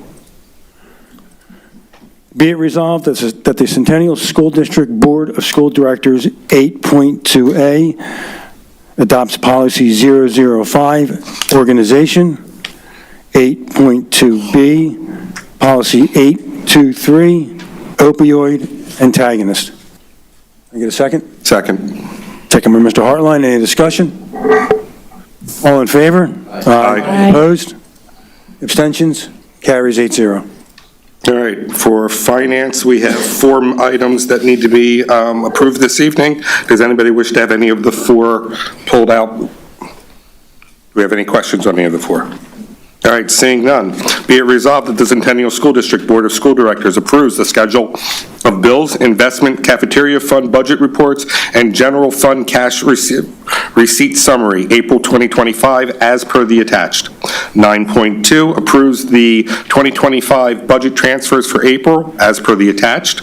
9.3 approves the pending bill list, as per the attached. 9.4 accepts the pre-approved bill list, as per the attached. Second. I say second by Ms. Clausen. All those in favor? Aye. Opposed? Abstention? Motion passes 8-0. Thank you. Is that me? That's you. Okay. Board discussion and comments. So I have a comment. A lot of fingers were pointed at me, and I'm okay. I'm a big girl. But I want all of you to know, I would be the last person to want any child to be pushed aside or not treated equally because they are gay, trans. There's no way. I have a child that I raised. She is my niece. She is bisexual. I love her very much. I have a trans young lady that I love very much. She's a close family friend of ours. I don't care if somebody is gay, lesbian, trans, or other. I would never look down my nose at anybody. That's just my belief. I don't think God makes mistakes. And if you are gay, that's the way God made you. And anybody who says I say otherwise would be a bold-faced liar. I feel terrible that this little girl spoke at this school board meeting. You can't say you know what I think if you don't know me. Ask me, I'll tell you. I'm on the school board because Mrs. Lynch asked me to run. And I might say the wrong words, but I said, Mrs. Lynch, why me? She asked me multiple times. She said there needs to be one B on the board. Well, okay, so maybe I am. Maybe I am one, but I am honest. And if you ask me what I think, I will tell you the truth, even if you're not gonna like it. I won't hurt your feelings intentionally anyway. But that I'm one of 9. I don't get to make the rules by myself. I'm one of 9. So if you feel the need to blame me, okay, I can't stop that. But at least know what you're talking about. There's no kid at all, that I wouldn't do anything for. No kid. Kids are my life. I have 5 children of my own, and I raised 3 other children. And every single one of my kids belonged to the Gay Straight Alliance, and only one. And at that time, she was gay. She said she liked just girls. And now she's older, she's 40 years old, and she likes both men and women. And that is not for me to judge her. I love her no matter what. So please, before you point a finger and say that I would say anything negative about a child who's gay, please know what you're talking about. Thank you. Mr. Mercado? Yes, I'm going to call you Mrs. Hartline. Mrs. Lynch? Patty. Patty. There's something I don't These know are all about. yours, Patty. Sorry about that. I'm sorry. I will just echo on what Mrs. Mercado said.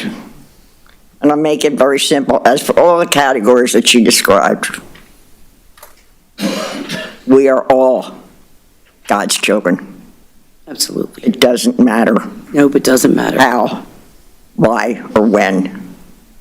Remember, we are all God's children. Absolutely. Now, Thank you. I have, Thank you, Mrs. Lynch. you're welcome, ma'am. Ma'am, what am I calling you ma'am for?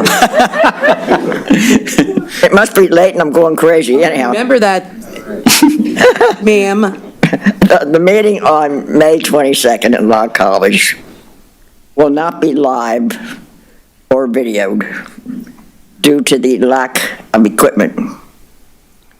So if, which I don't know the answer, the IU bringing their own equipment to do this video or live, I don't know. Mrs. Lynch, I'll find that out. I appreciate it. The second thing I have to say to all of you, I want to thank all of you, and some of you, hours, attending this meeting. We have heard what you have to say. I have listened. I have to reflect on your opinions.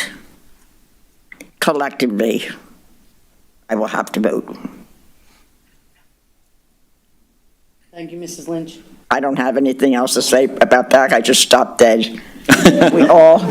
That's okay. We all have to late, Mrs. reflect. The time that you've come here, trust me, is not wasted. And please do me a favor. Yeah, I'm up for re-election. You want to vote for me, fine. You don't want to vote for me, what can I tell you? This is not political. I didn't spend 18 years of my life, at the end of it almost, to have someone say it's political. It is not. We care about our children. Thank you. Thank you, Mrs. Lynch. Mr. Sadowski? To echo on what Mrs. Lynch had said, thank you in particular to the students who are here tonight, sitting right up front, and some who were here earlier. Are you getting extra credit? They should. Who told me they're actually, get this, they were interested and energized and excited to listen here and see people participate and, be part of their local government and speak up in public for the community that we're here to represent. So thank you for coming. I appreciate it. It was a long night. And to everybody in the overflow room, shout out to the overflow rooms. You're awesome. Everybody who made a comment or against, whatever, don't care. It takes guts. It's hard. So thank you for speaking. A couple of other things very quickly. It is very late. The 10th annual Behind the Lens Film Festival came up earlier in Nick Mento's report. It was an incredible showcase of talent from the student media makers in this district. It's an exciting event. I look forward to it every single year. My background was in media, and I love seeing kids study it. But the stunner at the end was a surprise tribute where alumni gave updates on their lives and careers and thanked the heart and soul of that festival, Mrs. Dina McCaffrey, for touching their lives. And it was beautiful and a poignant. Who's in the back crying right now? It was beautiful and just really well done. A poignant way to end a decade of these festivals and many more to come. So congrats to everybody involved in that. Fine Arts Fest was phenomenal as always. If you weren't able to make it to see the art or try the goodies from the culinary class, please go next year. It's the best. Food Truck Fest did rock. Musical talent that performed there. I saw you. It takes guts, again, to get up in front of a crowd and sing and perform and speak and do anything. So I commend you all for it. It was a fun day. And finally, it is a big day for birthdays.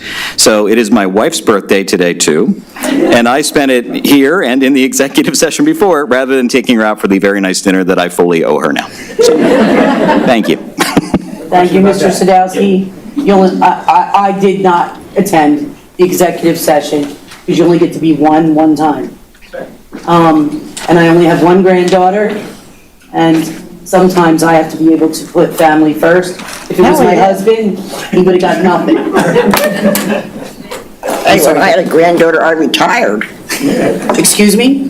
When I had my first grandchild, I retired to take care of her. That's how important Mrs. Lynch, the Brancatos are slow starters. I'm hoping for an influx of beautiful grandchildren in the years to come. The one I have now, she is the only person. Somebody asked me if I wanted to be a hero. I am. And that's the only person I want to be a hero to. Nobody else should ever, that would be crazy for me to think that. But she smashed that cake awesome today, ice cream cake.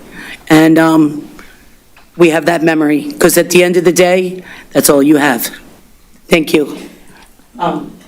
Bennett, what are you trying to do? Now, I was going to. You're going to what? Okay.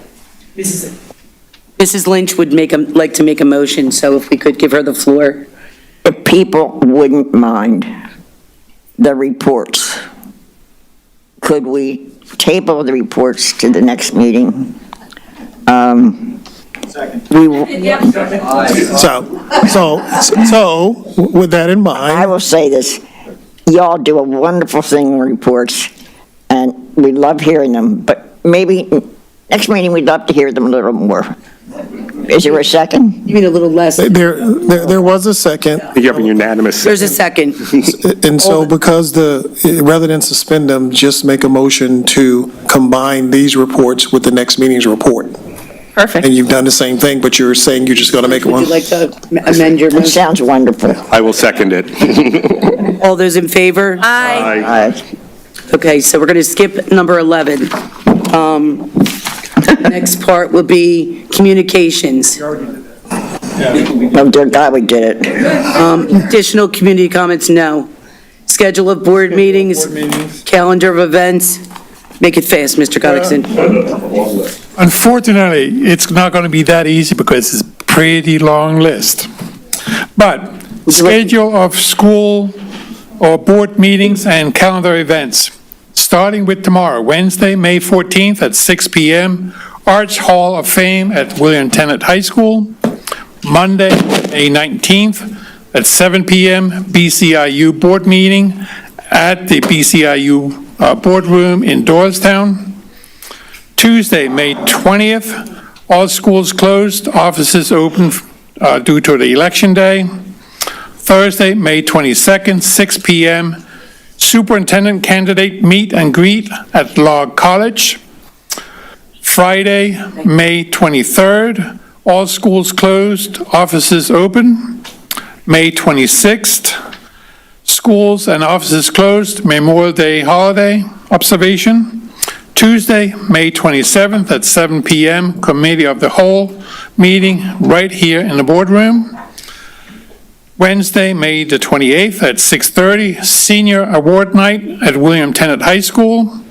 Wednesday, 28th, also, but at 5:30, Executive Council Committee of the Whole meeting at MBIT. Friday, May the 30th, early dismissal for kindergarten through 5th grade. Tuesday, June 3rd at 12 p.m., a walk to remember. Tuesday, June 3rd at 6:30, MBIT graduation at William Tennant High School. Wednesday, June 4th, 7 p.m., Night of Reflections at William Tennant High School. June 5th, half-day, grades 9 through 12th. And Thursday, also, the June 5th, 4:30, commencement, William Tennant High School Stadium. Monday, June 9th, last day of students K through 11th, early dismissal. And I'm just going to add one here. It is also Bucks County Intermediate Units graduation night at 6:30 at Del Valle University. MBIT has a executive council meeting June 9th as well at 5:30. And Tuesday, June 10th at 7 p.m., Centennial School Board work session regular meeting. And that concludes all the meetings. Motion to adjourn. And the answer to your question is the IU cannot broadcast, so that they won't be able to. Meeting adjourned. You